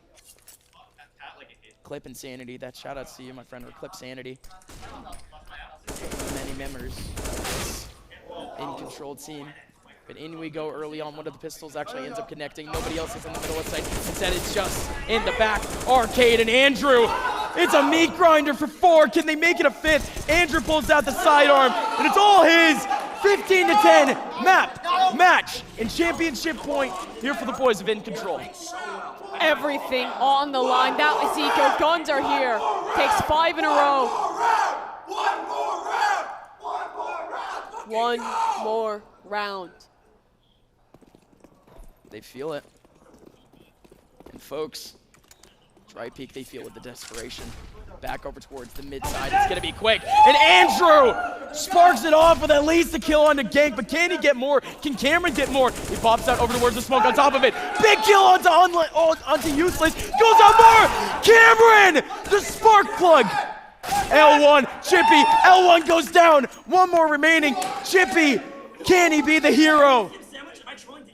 Crotomo, Arcade, Andrew, Strider, all staying alive and all waiting for InControl. Frag, $10,000. It's all theirs. InControl. They started so strong. It looks like they were going to close it out in 2. But it took resiliency. Nearly reverse sweep. They bring it back in the final map, and they close out. These boys deserve it. The kings of shit talk, and now the kings of Frag. They're still talking.